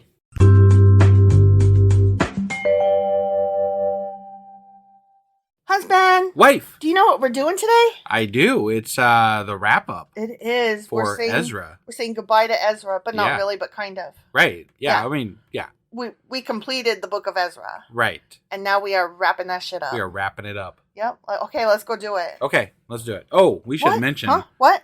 We were late getting this out again. Oh, yes. I'm so sorry. I just started a part-time job, and after only one day, and it wasn't even a 8-hour shift. It's only a 4-hour shift. Wife's overwhelmed. I'm like, oh my God, I don't have time for anything. So, but I mean, I also babysit a lot. So even if I'm not working, it's not like I'm at the house. So Right. Yeah. So my schedule immediately was like, oh my God, I need to do X, Y, and Z, and I have to be in bed before midnight because I got to get up at 6 a.m. And... Wife was legit panicking. Yeah, I had a full-blown anxiety attack tonight. And so we're going to do better. We're going to plan ahead better. Yeah. And hopefully going forward, we won't be as dumb with our schedule. Honestly, we're better when we're pressed for time.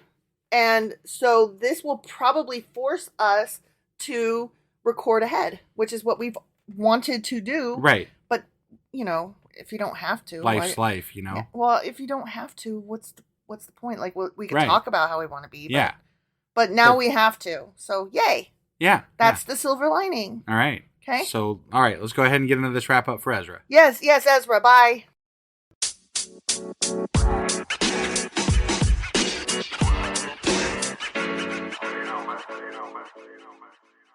Okay, so we are saying goodbye to Ezra. Yep. Okay. Okay. Now, he has more than one name. Does he? He does, because... I have more than one name. Well... I have 2 first names. You kind do. of. I have a hyphenated first name. You have a hyphenated first name, and then a middle name, as well as a last name. Right. Yeah. You're like... I have too many fucking names. You really do. And every time somebody says, what's your middle name? I always see you pause, because you're like, wait... not the hyphen, not the second one. Well, because I used to treat them as 2 middle names, and I don't know. It's You decided to hyphenate the first one? Well, no, my parents decided to hyphenate the first one. I mean, that it is a hyphenated first name. See, from I my didn't. Parents. I didn't know that because you did not used to hyphenate them when we first got together. Right, because I went through. There's not really on most forms. There's not a place for a fucking hyphen. Right. My parents did me no favors, No, I know, and they did it on purpose to buck the system. Right.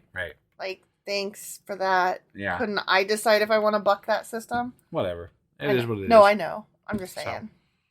Plus, All right. my second first name would make for a good writer name. It really would. I mean, I'm just saying. No, I love your second. Yeah, actually, name. I'll go ahead and give my second name. Why? Just my what? No. Okay, No, whatever. never mind. I won't do it then. No, Fine. I think I'm not you're doing weird. It's weird. Okay. Why would you do that? I don't know. I just thought it because no one's gonna know who the fuck I Stop. am like that. You know.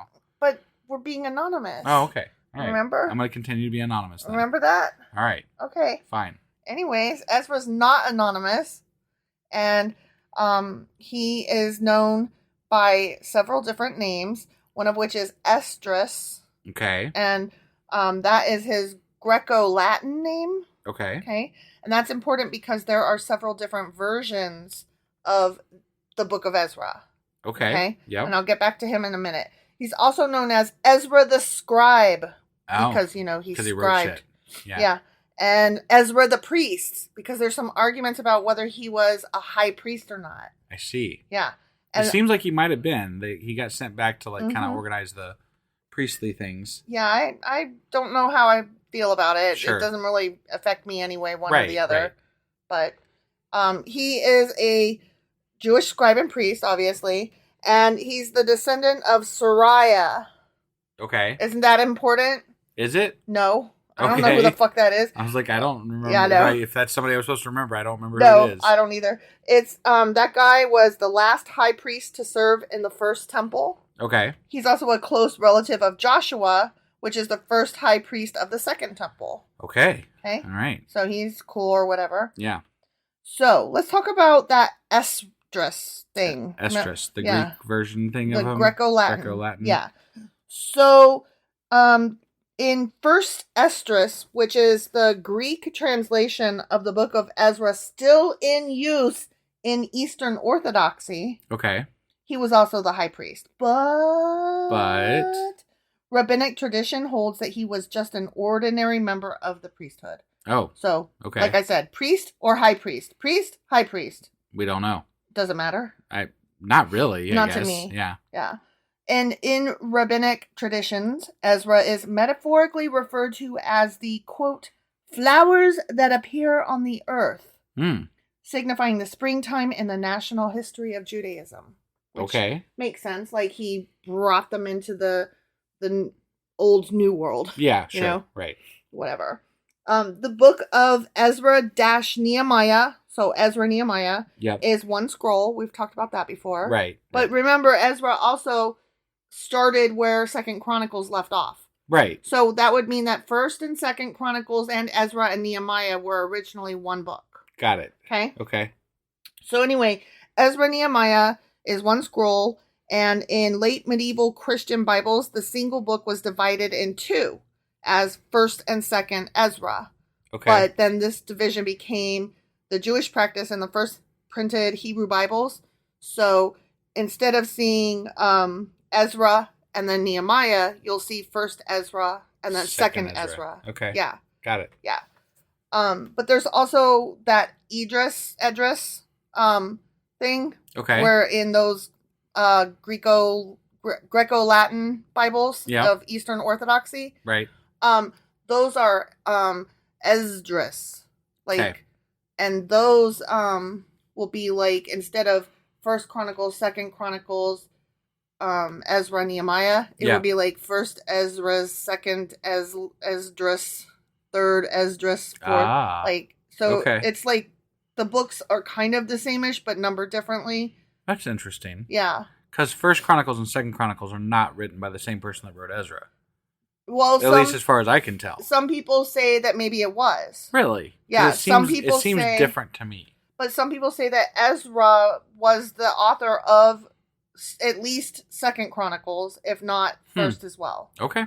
Well, So, I mean, I'm no expert. We had so- talked about that during Chronicles, though, that Yeah. we hadn't met him yet, but the next book is Ezra, Okay. and we're pretty sure he's the author. Got it. Okay. So, right. yeah, it is different because Maybe it's just the different hits- stories. It's I don't different know. stories, different time periods, and he hits first person in Ezra. Right. That's true. So that's And it's not just a list of fucking, yeah, the previous histories or whatever. exactly. So it was rather boring in that bit. This is more story oriented. He's like, and then Right. anyways, let's talk about me for a minute. Just a minute. Yeah. So, okay, the book of Ezra describes, I'm just going to summarize it here real quick, okay? Yep. It describes how Ezra was living in Babylon when, in the 7th year of Artaxerxes I, the king of Persia.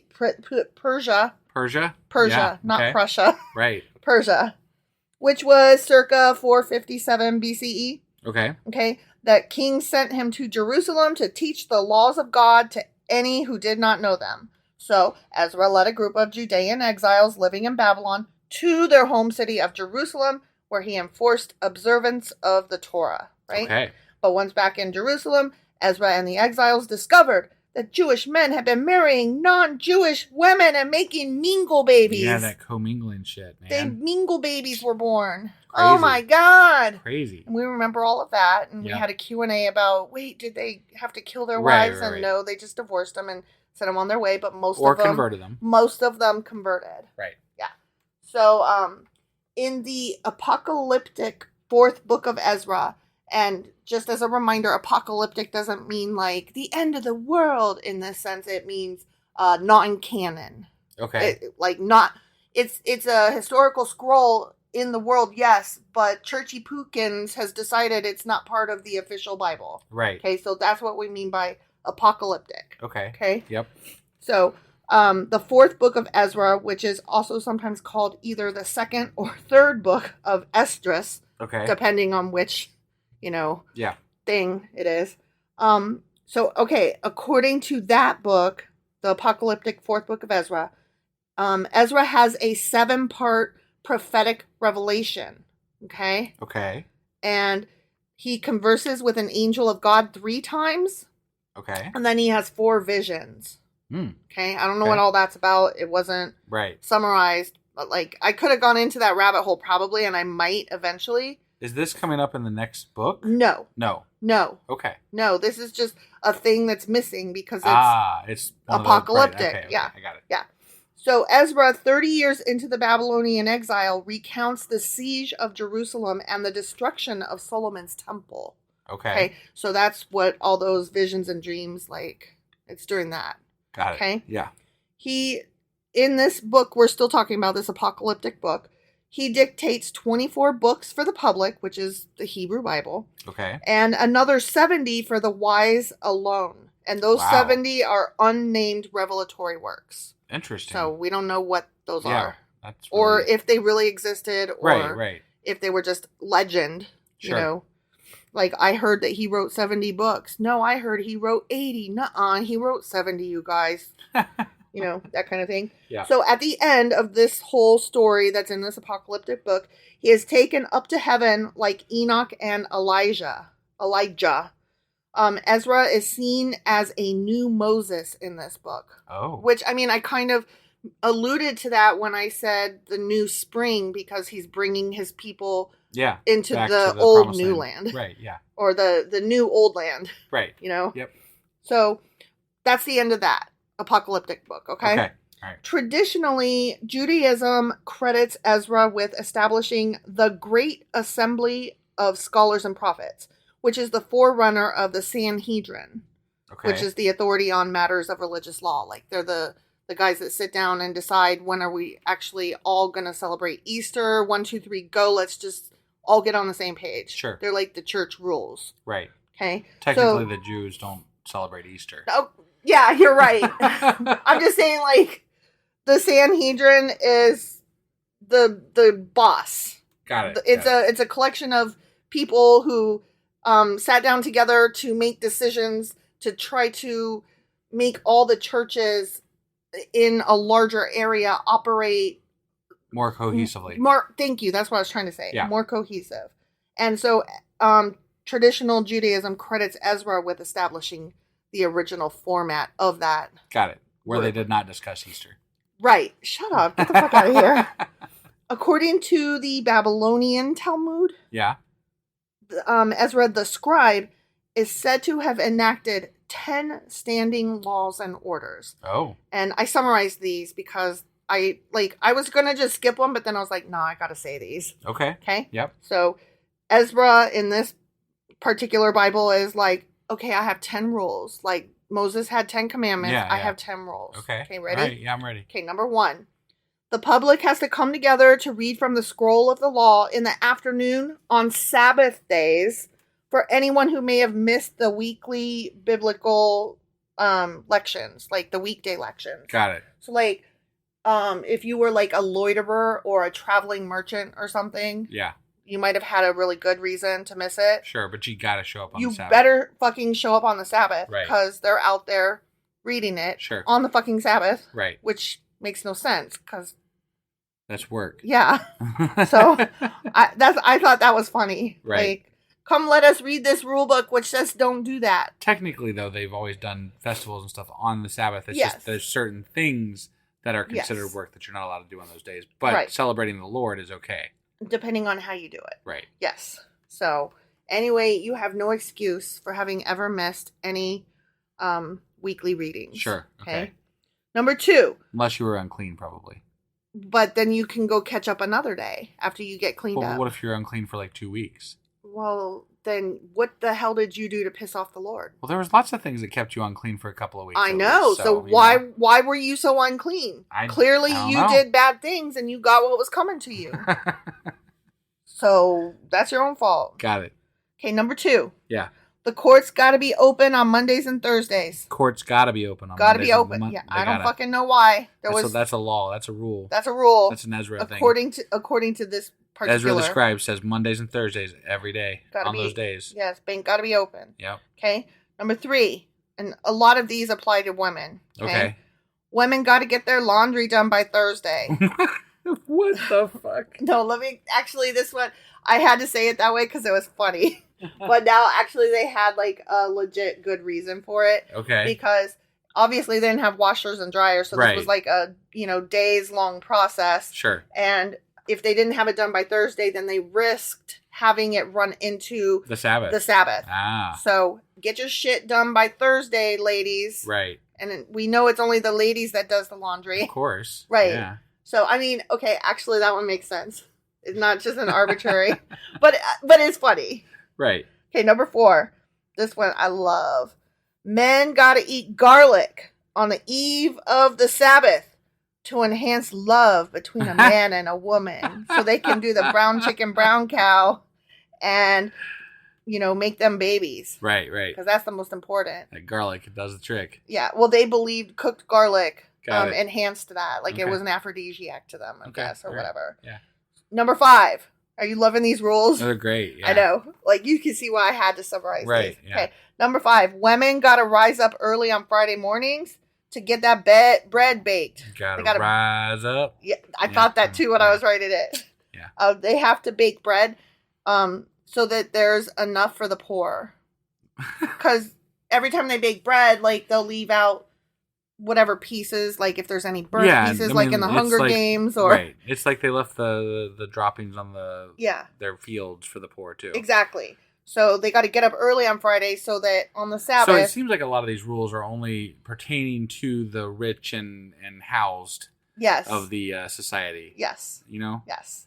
And the women. Right, right. Women, get your work done in a certain day, and it's all guarded, like, around the Sabbath. Like, all of this is live your life around the Sabbath. Plan accordingly. Well, and because it seems like when we're hearing these stories, every time we hear them, they're about people that have means, they have things to sacrifice, they have houses, they have servants, for God's sake, slaves. So they have money, you know? We're not hearing about the poor. Right. You never fucking hear about the poor. No, you do not. Now, this one I really like. Number 6. Women got to be girded with a wide belt out of modesty. Oh, A wide belt. okay. They got to wear a belt, and it got to be wide. So you You got gotta to pull that in, huh? cinch your waist. Yeah. Yeah, I mean, ladies. Can't have any fat women. Well, it's out of modesty, meaning the reason that you wear your wide belt is to prevent any possibility of showing any skin. Oh, okay. I don't know, whatever all that shit is. Oh, okay. But All right. yeah, it's supposed to be out of modesty, so it's to keep your clothing in place. Got it. You know what I mean? Okay. It's not to accentuate how thin you are. Like, Okay. that would not be modesty. Got it. Got it. Okay, so actually the opposite of what you said. Got it. Okay. Number 7. women during their menses, Yeah. Their period, Right. Their monthly cycle. Yep. Yep.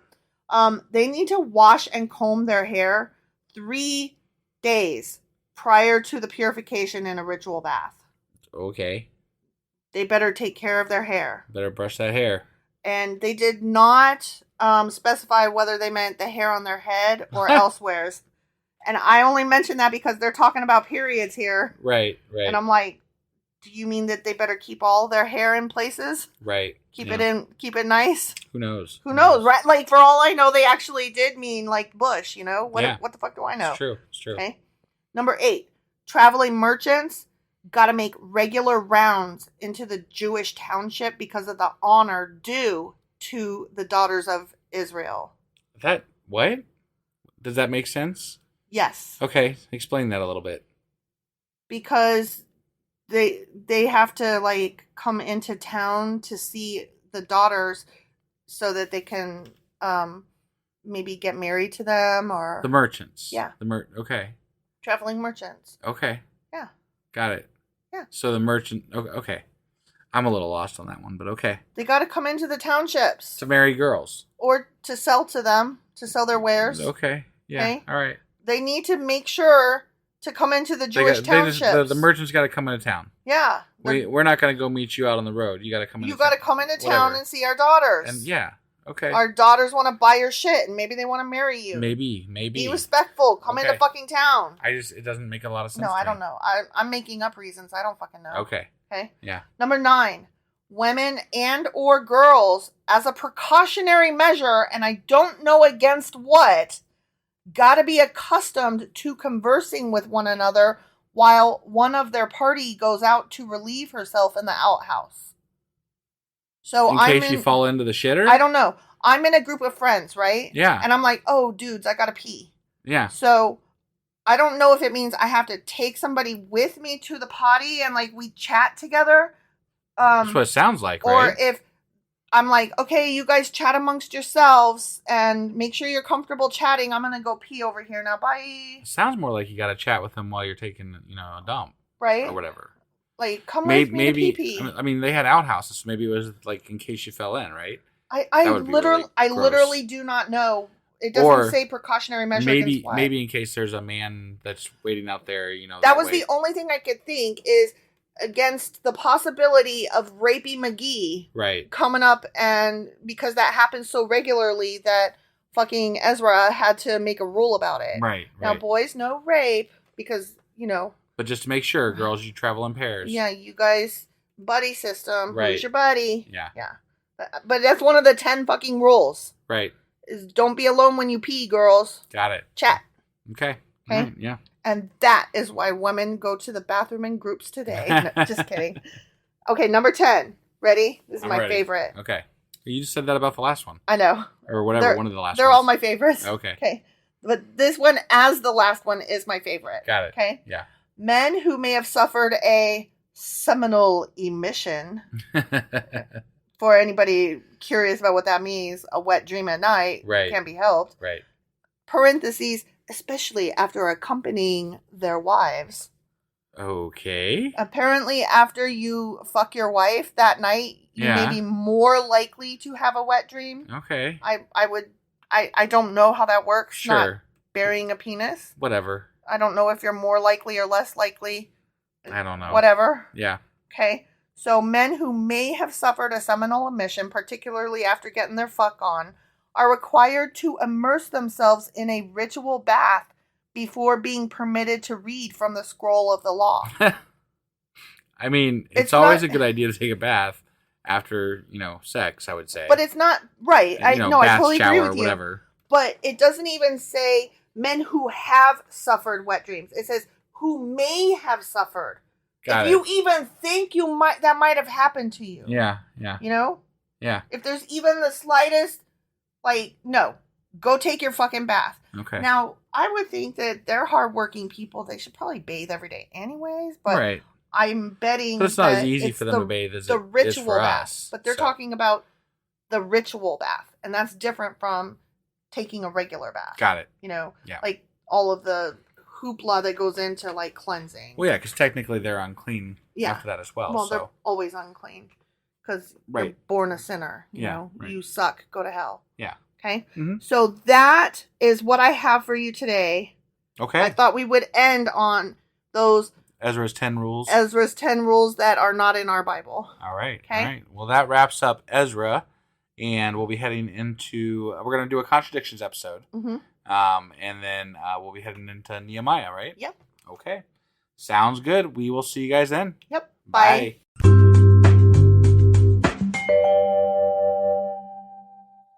Husband, Wife. it's my favorite time. Is it? It is because you know why? Because. I'm going to tell you why. Are you going to tell me? You're always wrong. So, contradictions episode. Yes. Got it. About the book of Ezra. Okay. Okay? Yeah, let's go ahead and get on into it. Let's do it. All right, let's do it.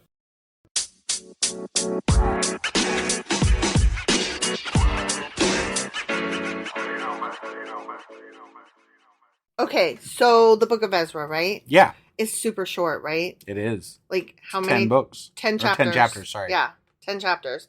So I kind of failed you on this one because guess how many contradictions I have? 2. One. 1? Okay, listen. 1 contradiction? One contradiction, but listen to why. Okay, I'm listening. We're going to do numbers, a list of numbers here, okay? Okay. So there are a total of 23 listed on the site that I'm using. Okay. Okay. Yep. The first 17 question, how many of XYZ's offspring returned from Babylon? Oh, so it's all about the... Mm-hmm.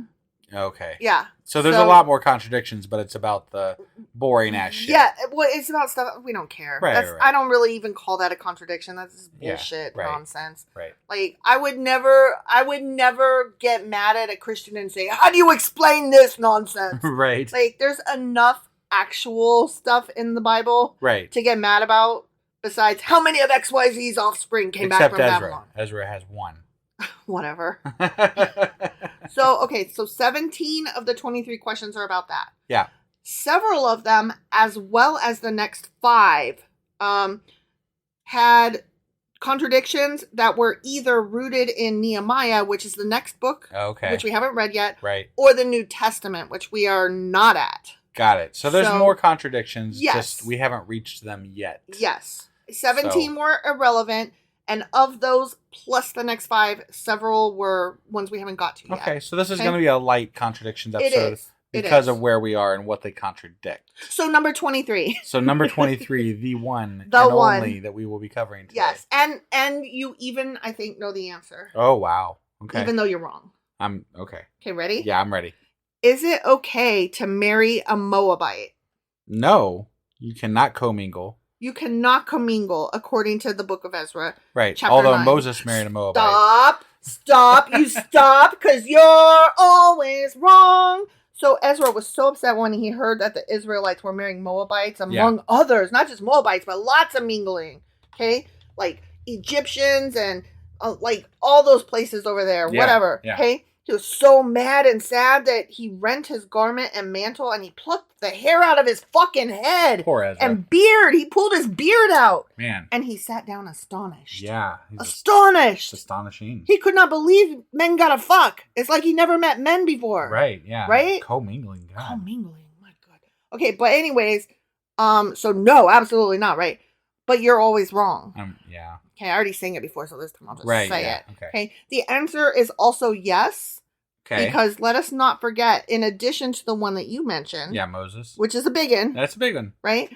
Okay, but we're just going to put that aside because that wasn't even in their list, which I was kind of sad about because that's a big one. Right. Yeah. Yeah.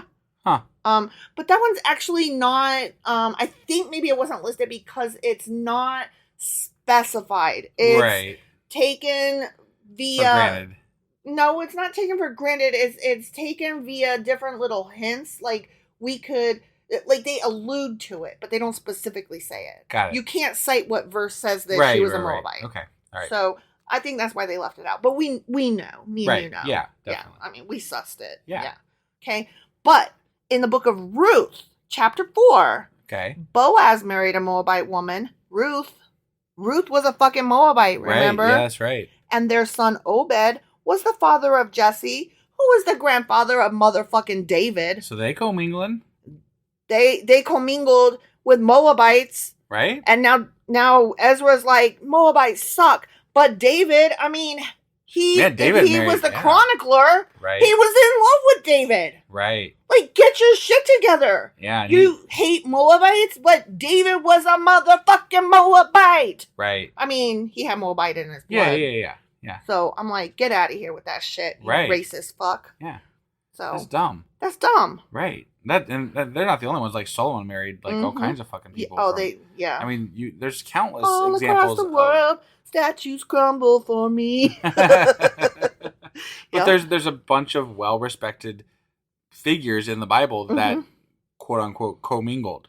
And not only did they commingle, but they did it like broadly and verily. Right. Yeah. I say unto thee. It was said to their be fucking was a veritable cornucopia. In the king's sense, though, it was said to be like some sort of like a political move or whatever. But I call bullshit. Like, I mean, you can't have it both ways. You can't be godly and I mean, it's either okay or it's not. Yeah, you know, like, and for it to not be okay, in my opinion, is disgusting and wrong and xenophobic. But for it to be okay is fine, except for then they say it's not. So, right. Yeah. I don't know. Yeah. I don't know what to think about that. Whatever. I don't give a shit. But it bothered. Like, we went off on the commingling in that one episode because, like, it's bullshit. It is. It's just fucking bullshit. Yeah. Sorry that we were the only people living here and we fell in love. Right? Fuck off. Yeah. Yeah, what's your fucking... Get out of my fucking life, man. Yeah. Like, you weren't even here for 70 years. Right. Like, you have no emotions about this. Go away from my yard. Go back to fucking Babylon, bitch. Yes. Right? Yes. Go write some more rules over there. Yeah, take your 10 rules and shove them up your pee hole. So, all right, was that all we had to cover in today's Contradictions episode? That was my Contradictions episode, and as per usual, you're always wrong. I'll take it, I guess. But I did it soft. It's soft because it was only one. I was pretty right for being wrong. You were so right. Honestly, I take it back. Take it back. Subtle. I do. I'm sucking it back because you were actually righter than right. Yeah, that's what I thought. You were pretty fucking right. Thanks. Okay? I appreciate that. I love you. Love you too. Yeah. All right. Okay. Well, we'll see you guys for the beginning. Well, either the weekly wrap up. We got the weekly wrap up, and then we'll be starting Nehemiah.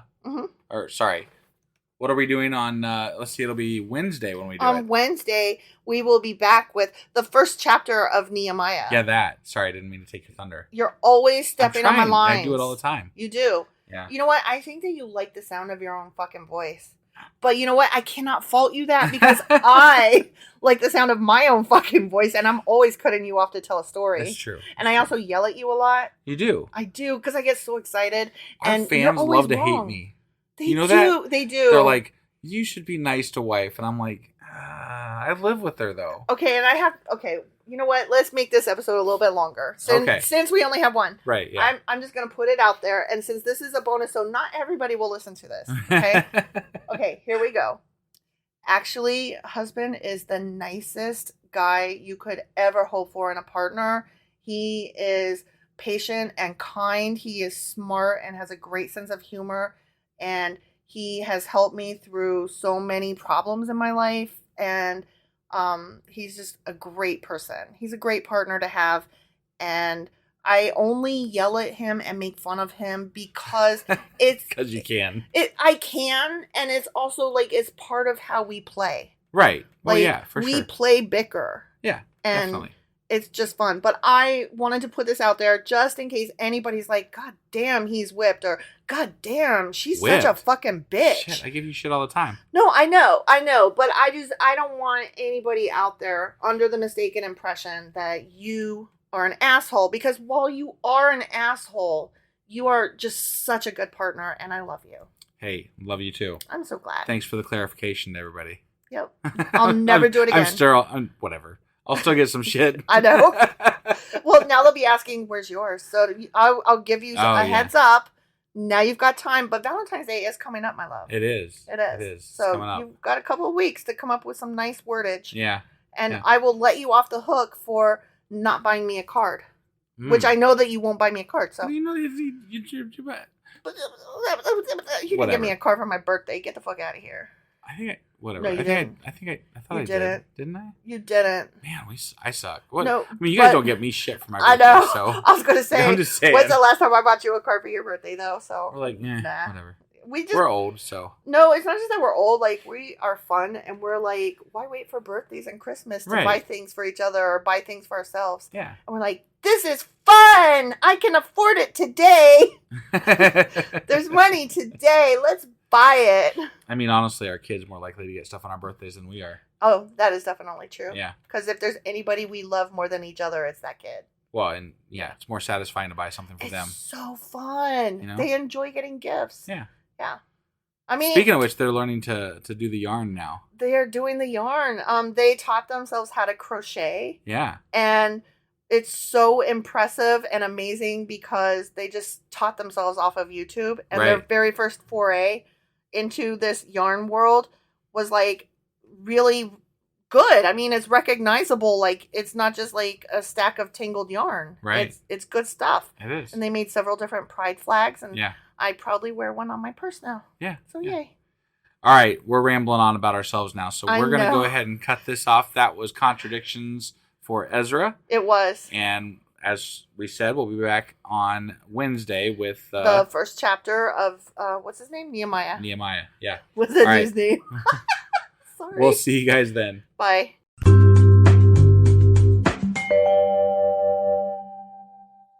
Husband. Wife. Do you know what today is? Today is Sunday. It is. We're doing a book club, and I don't have a jingle. You don't? I don't have a book club jingle. Yeah, you do. I do? You do. What is it? Oh, I do. It goes, Sacrilegious Book Club. Did you really forget about the did. book club jingle? I fucking did. Wow. Uh-oh, time to lock me up. Wow. That's rough. It feels like it's been a minute. It has, kind of. I mean, we don't do them as often as we were. I mean, but every 2 weeks? Yeah, no, I mean, it's not that long. That's what I'm saying. Like, oh.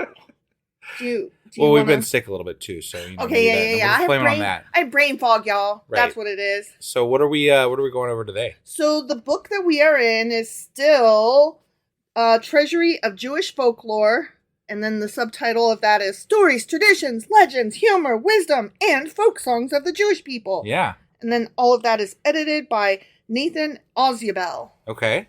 And today we are getting into, part 1 was Jewish Salt. We are still in part 2, which is Heroes. We covered Wise Men, and now we are in part 2 of that, which is Holy Men. Got it. Okay? Holy Men. Holy. All right. Holy macaroni. We're going to do the section under that. The first section is called Pious and Righteous Men. Okay. Well, let's get into this. Okie dokie.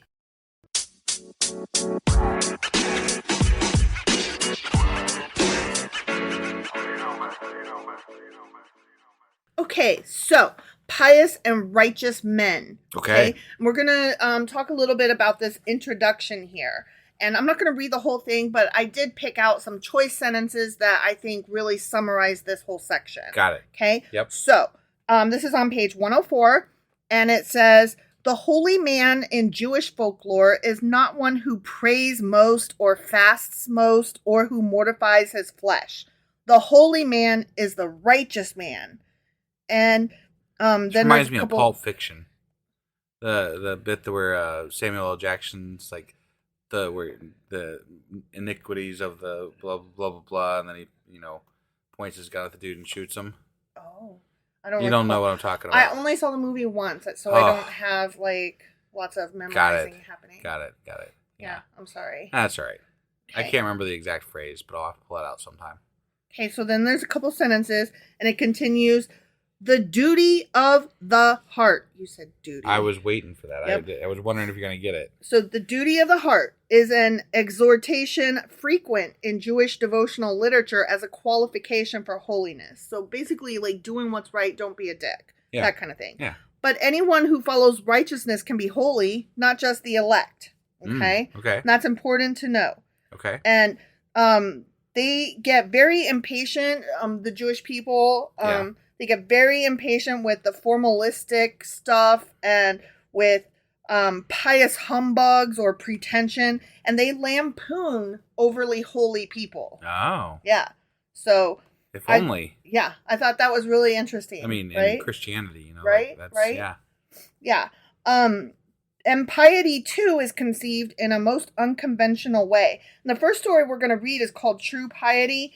And so I'll get back to that in a minute because it talks about the what that means, what it has to do with, okay? Got it. Mm-hmm. Anyway, I'm continuing on with the introduction. Because Israel is, quote, a holy people by tradition, holiness is not considered by the rabbis as a providential gift to God's favorites.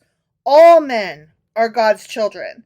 As a religious with a profoundly democratic philosophy, Judaism upholds the doctrine that all men are born equal without any condescension or qualifications.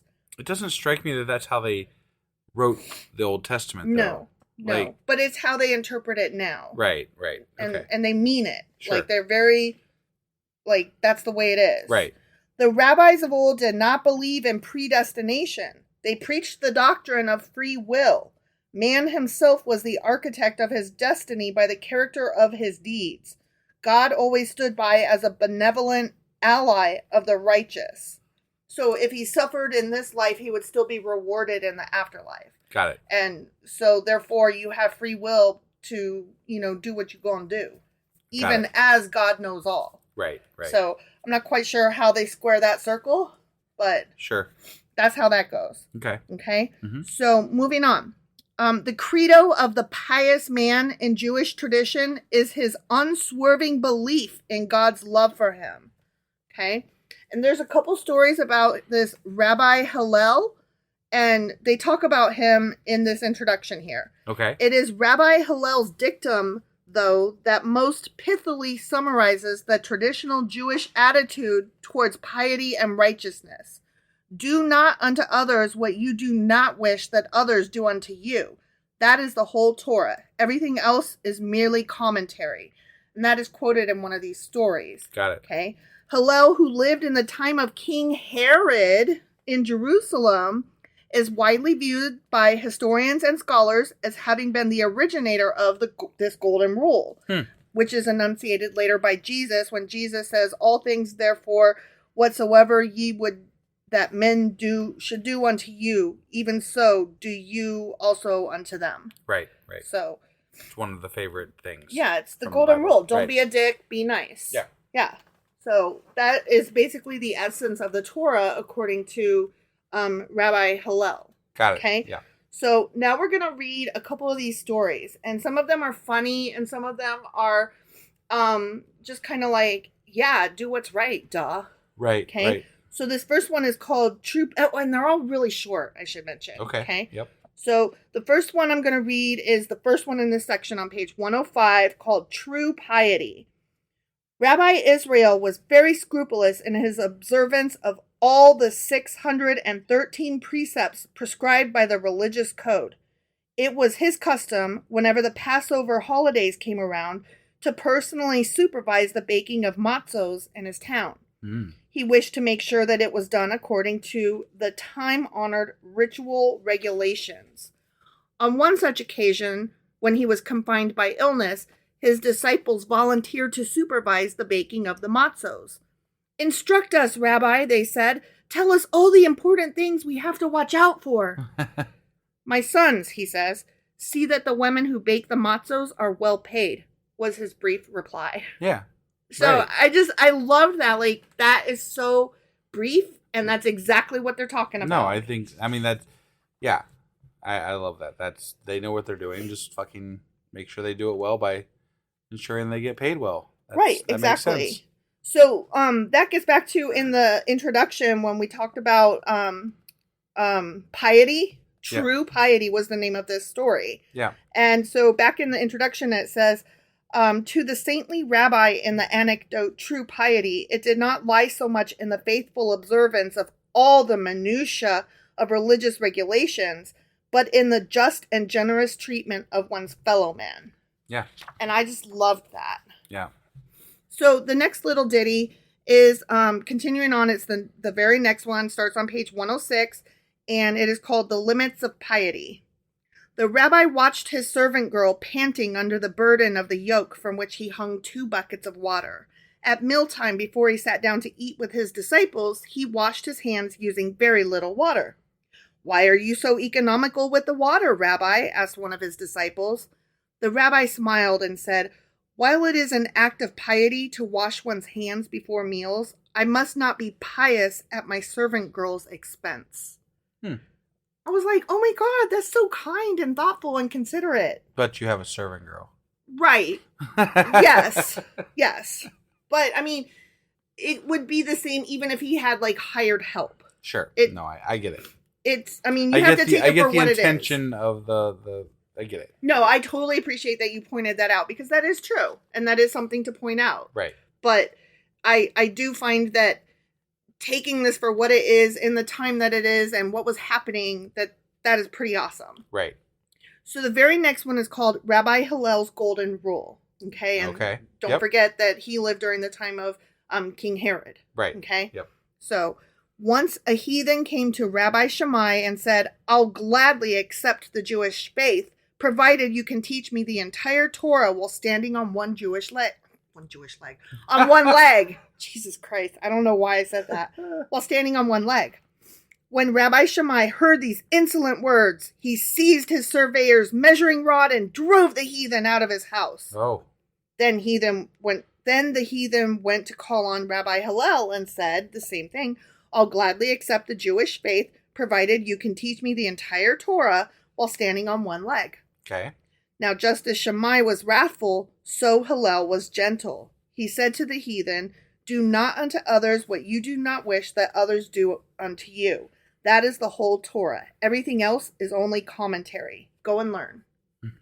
I was like, oh my God, that's amazing. Yep. Like that.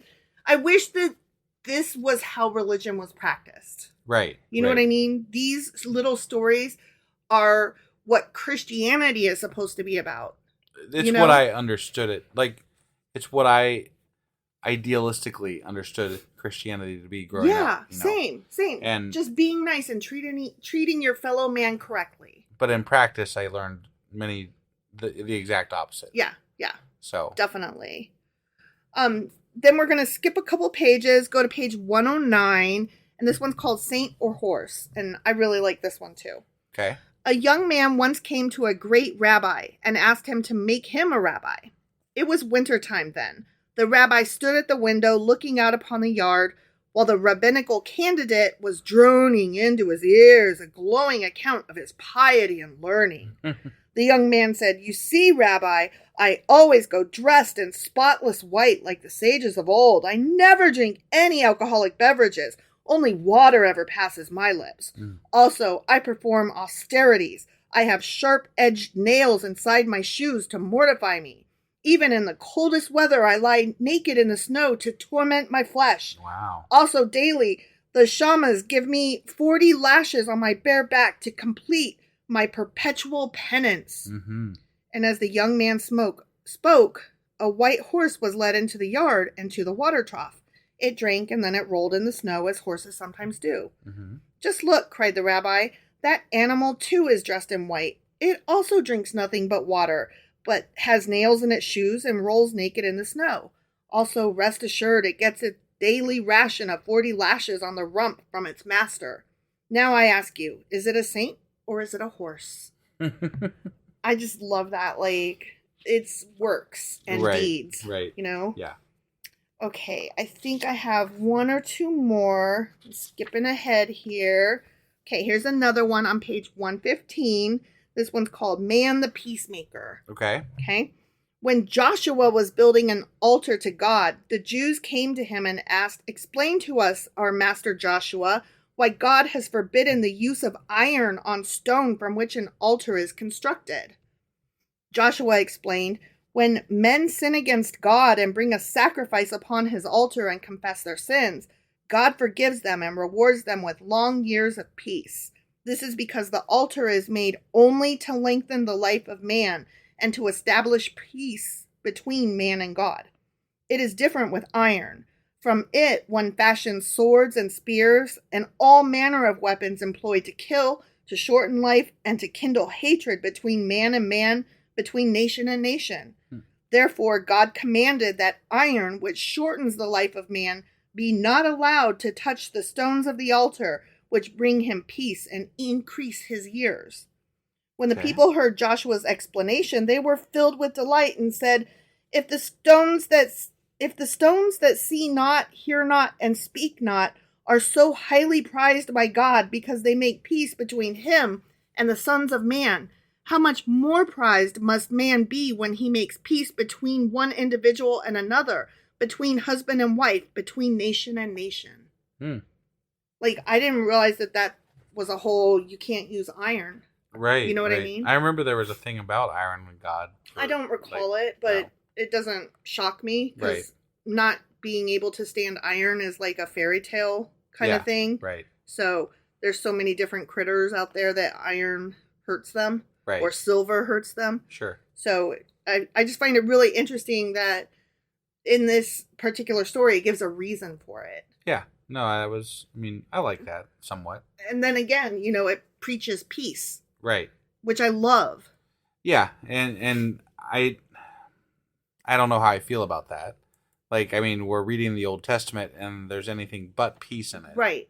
So, it's great sentiment. Sure. And like you said earlier, like the idealistic version of what God is and what religion is often said in these little stories. These little stories that they have. And vignettes. But it's not what I have encountered in religion. And it's not what people in general. It's not what people in general practice. Right. Yeah. I think maybe that's why I'm finding particular delight in these, because it's not what we've been reading. And this does take me back a minute, to, like, remember when you thought religion was, about peace and kindness and love? Yeah. Remember? Well, and I'm like, oh, religion's cute. I will say this. I think that the more intellectual someone is about their religion, the more they think about it, the more they philosophize about it. I was going to say the more that they get into the philosophies and morals and ethics. I feel like they lean closer towards the idealistic version of what religion could be and might be. Well, I would think that the more intellectual that they are about it, the more that they have to realize all the harm of it and make peace with it and ask how they're going to apply the things that they learn to their own life. Right. And you can't apply all of them because some of them require you to do very terrible things. Right, yeah. So it's to me about cherry picking, if you will, the good stuff and throwing away the bad. Yeah, it seems to me that most religions today have cherry picked all the bad stuff and threw out the good. Well, and even if they haven't picked out all the bad.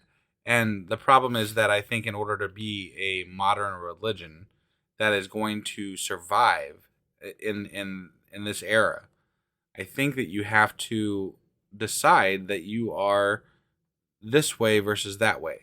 Are you going to promote hate or are you going to promote love? Right. And that's where it goes. Unfortunately, it feels like the hate version wins out. Mm-hmm. So, and that probably is why we've had a lot of religious wars. The hate is easier to get behind, honestly. Anger is such an easier emotion than having patience and calming down and keeping a level head, kindness, love. Right. Like, this is off topic but related. We were talking today about what's it called? Gentle parenting. Yeah. And how I was raised with a very authoritarian style of parenting, and so that is all I knew and how I behaved as a parent early on. Right. Until you are much more of the gentle parenting, the kind parenting. Sure. And not because I read books on it, but that's just kind of who I am. Your personality. Right. Is just, I'm still a very strong but yes, I definitely. You do have a line that shall not be crossed, but the line is so far away that, like, honestly, if you go to that line, you pretty much brought it on your damn self. Right. But no, you are very patient. You are very kind. You are very soft-hearted and nice. Everybody loves you. Everybody that meets you loves you. My parents, who are, right-wing Baptists, they thought for the longest time that I had to be more liberal than you. And it shocked them to their very core to learn that you are more liberal and progressive than I am. Right. Or maybe not so much anymore. We're pretty much on the same page definitely anymore. starting out. Yeah. So it's something that that soft parenting is something that I have had to learn, and that I grapple with, and that I take great pains. I want to be better. Right. And I think you have to take that into account. Like, you have to want to be better, and you have to try. And that means work and effort. And it is easier to just be mad and just be scared and just be pissed off all the time. Sure. Instead of, taking the softer, kinder route. It is harder to be nice. It's a shortcut. Sure. I mean, it is. Anger is a shortcut. Absolutely. And I mean, I'm admitting that as a person who wants to be better than I am, that it is definitely hard. Honestly, I think you've made great strides in the way you parent and the way you handle society in general. And it takes a lot of effort to be that better person, and I don't mean better person, but that... No, I would say better, not in the sense that you pat yourself on the back, but a better version of humanity. Right. And I mean, I like to, there are things that I like to think I stole from religion, and things like, leading by example, things like that. Like, they always say, show your religion by example, right? Right. But they don't. People don't do their that. idea of showing their religion by example is paying for somebody's food that's next in line for you. That's great. It's great. But you also are going to fight against abortion when somebody needs that, and it might kill them if they don't have it. Right. I mean, there's no consistency to what these people do. You have to be consistent if you want to live by these standards, and you have to apply it not by the standards of what somebody is telling you, but by the standards of what is right in your heart and in your mind. And don't just take what other people... you can't just live off of what other people tell you. Right. So... I'm sorry, I'm going off on a little bit of a rant. Except for you guys. You guys do have to listen to what we're telling you, which is fucking be nice. Well, yeah, be nice. I mean, that's it. They don't have to listen to us. No, they do. Oh. You do have to listen to us. Be nice. Sure. Okay, I guess you don't have to. You don't, yeah. You don't. But I sure wish you would. Right. I have a couple more here I'm going to read. Oh, This one is on page 116, and it's called His Brother's Keeper. Okay. Eula went into hiding. He fled and went into hiding. He had disobeyed the queen, therefore he feared her vengeance. For this reason she condemned him to death. He finally found asylum with Rabbi Joshua in the town of Lud, but the queen's spies discovered his hiding place. Oh no. They surrounded the house and said to the Jews, "If you do not deliver to us this man, we will slaughter all the Jews in your town." Oh. Then Rabbi Joshua said to Eula, "I beg you to forgive me if I deliver you to the queen's servants. Far better that a single person should suffer than that an entire populace should be slaughtered." Then he went and delivered Eula to the queen's spies. Now in the past, the prophet Elijah had often miraculously revealed himself to Rabbi Joshua. But after Rabbi Joshua delivered Eula to the queen's spies, Elijah ceased his visits. Grieved over his continued absence, Rabbi Joshua fasted for 30 days. Then Elijah came again. "Why did you desert me?" asked Rabbi Joshua. "What else did you expect?" cried Elijah. "Should I have anything to do with a man who delivers an innocent fellow Jew into the hands of heathens?" "I have only done as the law bids me," Rabbi Joshua said in justification.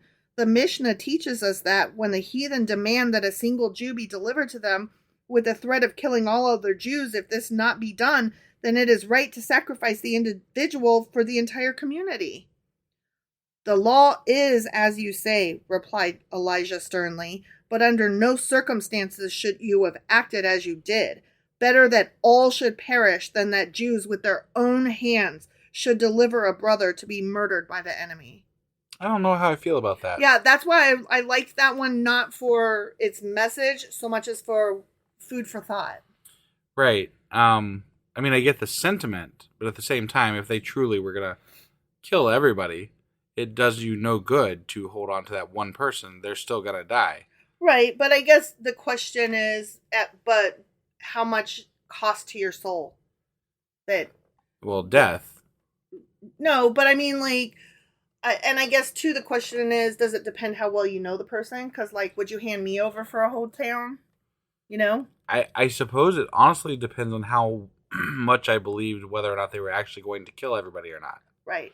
You know what I mean? Like, if it seemed like an empty threat, then probably not. But you might if they were pretty much going to kill everybody in town? Yeah. Are you serious? I mean... Oh my God, I would hope horrible. you would turn me over, honestly. Like, no. Like, that... I can't imagine, I'm going to die one way or the other. What is the point of holding on to me when I'm still going to die one way or the other? Oh, because these people in this town kind of suck. But I'm saying, you would have everybody die and me, or just me. Well, see, here's the difference, though. I think that Eula should have walked out himself and be like, okay, just kill me then. I'm not going to have you kill this whole fucking town for me. Which is, I think, what I would probably like to think I would do. It's what I like to think I would do is offer myself up. Like, Okay. Don't kill this whole fucking town. Just go ahead and take me. But they're still going to kill the dude they came for. That's what somehow. I'm saying. That's what I'm saying. If I'm the dude they came for, I would give myself up. Oh, I see what you're saying. Okay. Yeah. Yeah. Yeah. Got it. So you wouldn't have to throw me out. Right. But still, I don't know. It gave me food for thought. Definitely. Like, the rule says do this, and then here's, Saint Elijah saying, but don't though. I think that's a very convenient take. Yeah. Like, yeah, it's But great that you one, get to say that you're righteous for you wouldn't have done that, but then we all die. Right. So, right. I don't know. That one was translated and adapted from the Agata, which I just found really interesting. Yeah. So, yeah, definitely food for thought. Okay, I have one more. Okay. This one is called The Chaste Maid. And this one was like, woo! On page 120. Okay. Okay? Yep. So this one's going to like have you go, woo! Got it. Okay. In a certain city there lived a maiden. She was chaste and pious and took no pleasure in the vanities of the world. That means she was beautiful, but she didn't like go out and buy expensive creams and like, sure, buy fancy handbags and whatnot. Right. Okay. It so happened that the prince who ruled the city saw her one day. And of course he fell in love with her because that's what happens when you see somebody beautiful. Yeah. You never talked to them before. It's just like David when he saw Bathsheba taking a bath, Of course. Wait, wasn't that Solomon? Was it Solomon? I think it was Solomon and Bathsheba. Oh. I'm almost positive it was Solomon. You're probably right. I could be wrong. I can't remember now. I can't remember now For some reason I thought it was David. I thought it was Solomon. It was... Was it David? I'm almost certain it was David. Okay. Yeah. Well, I don't really care, quite honestly. They're both gross. Right. No, it was... Yeah, I think it was David. Okay. But... You're probably right. I could be wrong. You're probably right. I don't fucking know. Moreover, I don't fucking care about that. Right. Okay, so anyway, he took one look, saw how beautiful she was, and it wasn't lust, it was love. He was in love with her. Bullshit. Okay. On more than one occasion thereafter, he sent messages to her and tried to persuade her to love him. I have a question. How can you love someone you've never even fucking talked to or met? Because men are gross. You can't. That's because not possible. Men wrote the Bible and men are gross. That is all there is to it. Right. Nevertheless, he failed to bend her to his will. Thereupon, he decided to use violence. One day, he broke into her room, followed by his soldiers, and he forced her to come with him to the palace. Jesus. The maiden cried aloud and lamented, but when she saw that her chaste tears did not move the lustful prince's heart... Ah, there it is. Lustful. Yeah. She asked him, "Please tell me, what is it that you like so much about me?" Right. He replied, "You have the eyes of a dove. They have taken me captive." You see where this is going? Go get yourself a dove, buddy. Right? Hearing this, the maiden said, "Now I see how strong your love for me is. Therefore, I've decided to do your will. Permit me, then, to go into my private chamber to adorn myself for you." She's going to kill herself, isn't she? Not quite. Oh. The prince permitted her to do so, and she bolted the door behind her. Then she took a knife and gouged out her eyes with it. Oh, damn. Groping her way back to the door, she opened it and murmured to the prince, "Since you have such great love for my eyes, you may have them. Here they are. Do with them as you wish." Wow. Dismayed and shaken, the prince stood before her. He let her go home, and she remained pure and chaste as long as she lived. Wow. Yeah, I bet she did, because now she's damaged goods, and yeah, nobody wants to fuck her now because it wasn't about don't say fucking love. Don't say love. That's Yeah. fucking bullshit. Yeah, exactly. And her virginity was so important that she would rather, carve her eyes out. The whole story is gross. Because Right. she was gonna get raped either way. Right. You know what I mean? It wasn't about love. It was about he wanted to rape her and he was pissed because she wouldn't let him. Right. And it's like, ew. And she's like, here's my fucking eyes that you love so much. Go fuck a skull, man. The story is like the incel stories that you hear. Yeah. Like, I mean, what? I love her, so I have every right to, be with her. And if she doesn't like me, then it's her problem. Of course. Like, what the fuck is wrong with men that think these things? It leads me to think that my ex, had he not been able to find a woman, Yeah, who made him become religious, and isn't that convenient? It makes me think he would have been on this Andrew Tate train, the Really? Incel train. yeah, I could see that. It's a very narcissistic in the medical sense of the term, not the like you're so pretty and vain perspective. Right. It's a very incapable of seeing other people as actual people with feelings. It's a complete lack of empathy for your fellow man, and like you are the star of the story. But it's almost like it's a trained manly thing. Mm-hmm. Like men in general, I feel, are conditioned to not have feelings, Mm-hmm. to not view women in any other light than an object.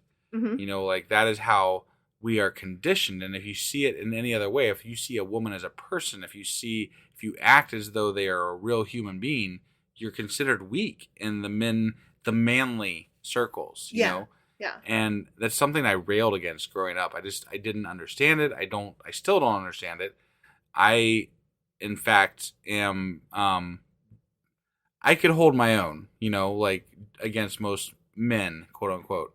Yeah, I wouldn't want to get into a fight with you. I'm just saying, like, I would rather make manly the ideas of equality and, just women's rights. Like, I feel like that is, to be secure in myself is more manly than to objectify women, But it's safe for you to say that because you are very broad-shouldered and tall. And definitely. You have a very manly stance about you. Right. So, no, I mean, for sure. Like, you present as somebody who could fall into that, like, redneck, backwards behavior because you look like a military guy. You know what I mean? You look like a farmer guy. You look like that guy. I do. And it is perfectly safe for you to say, yeah, I'll hold my wife's purse. What? Yeah, I'll buy her tampons. What?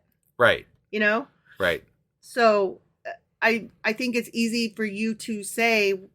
Because someone of a lesser stature than myself that couldn't maybe hold their own. Yes. Would possibly even be scared to do those things Mm-hmm. because, and it's not that I haven't ever felt that way. I have. No, I know. I've definitely not wanted to hold your purse in the past. Oh my God. You still have problems with that sometimes. But I've always been who I am, but I've become more comfortable with who I am in public in the last, I would say, 5 to 7 years.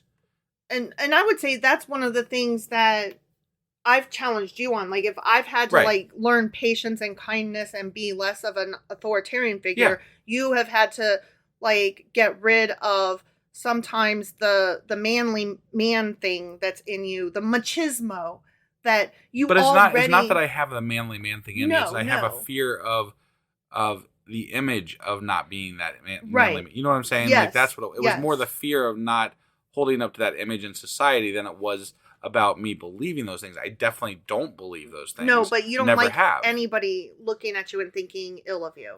Right. I mean, who does? But like, that's one of the things that you've overcome over the years is like, don't fucking worry about it. Well, part of my journey of becoming who I am now, and probably will continue this journey, is that I think that it's important for men to own their liberalness and own their support for women's rights. It's very important that you act in such a manner that you don't give a fuck about what other men think of you holding that goddamn purse or wearing a pink shirt or whatever it is that you perceive that you're being looked upon badly for. That is not manly, because manliness is toxic and it is causing so many problems in our society. And it's time that we take a different path. And we need to be the ones, especially the older generations. Like, we're getting to that part where we're the older generation at some level. We're in our mid to late 40s, so like that's us now. But especially us, I don't want to be the old boomer saying stupid things that, right. We need to be part of leading the way. We need to say, no, you other people that are my age, you're stupid. Stop doing what you're doing. Right. So, I don't know. Definitely challenge y'all to be better. And I don't mean directly confront. I'm just saying, be who you are. And don't worry about the fucking shit you take from other men. They are the ones that are not manly. It's true. 100%. They are not secure in their manlyhood. Like, when men are like that, all I can think is, oh my God, your wiener. Right? Like, literally, it always comes back to your wiener. And yes, I call a dick a wiener because it's just so much more childish. And because that's what I think when I see balls hanging on the back of men's truck and they zoom, vroom, vroom, gun their engine. I'm like, oh my God, your wiener. Right. Like, you are so much more than your wiener you could be if you would just not worry about it for a minute. Right. Yeah. Exactly. So anyway, we just solved all the world's problems. Something like that. And we just got done with that. Yeah. So we are done with the book club for today. There is not a weekly replay as yet. That will be coming up on Tuesday because we've got 2 more episodes left in Ezra. Yep. Those are going to be our wrap up and our Contradictions episode. On Tuesday. So stay tuned. We will see you guys tomorrow for the wrap up. And then Tuesday we'll have the Contradictions episode. And then on Wednesday we'll start Nehemiah. Yep. There you go. We'll see you guys then. All right. Bye.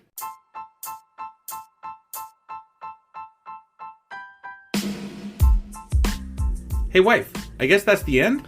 But husband, that's just sad. It doesn't have to be. We are on lots of social media platforms like Twitter. Our handle there is sacrilegious_D. For D's nuts. Oh my God. Stop doing that. Anyway, we're also on Facebook, Instagram, and Pinterest. There's a link to all of our social media sites at our website. Ooh, we have a website? Yeah, it's sacrilegiousdiscourse.com, where you can also find a link to our merch shop. We have a merch shop? Yep, we have podcast-themed clothing, mugs, notebooks, and more, as well as an atheist and science-themed products. Wow, our fans should really go check that out right now. Definitely. They can get in touch with us by sending an email to sacrilegiousdiscourse@gmail.com. But before they do that, we could really use some help. Oh yeah? With what? Well, it's not free running the podcast, and we need some financial support in order to get better equipment, which will free up time so we can concentrate on our podcast and our fans. Okay, so what should they do? Head over to patreon.com/sacrilegious discourse and sign up as a contributor on our podcast. Supporters there receive additional bi-weekly episodes that we record just for our Patreon members for as little as $2 a month. Also, we'd really appreciate it if you would like and subscribe on whatever platform you're using. And Apple Podcast reviews help us out tremendously. Like and subscribe. Leave an Apple review. Join us on Twitter. Support us on Patreon. That's a lot of instructions. Don't forget to say thanks. Thanks. Okay, bye.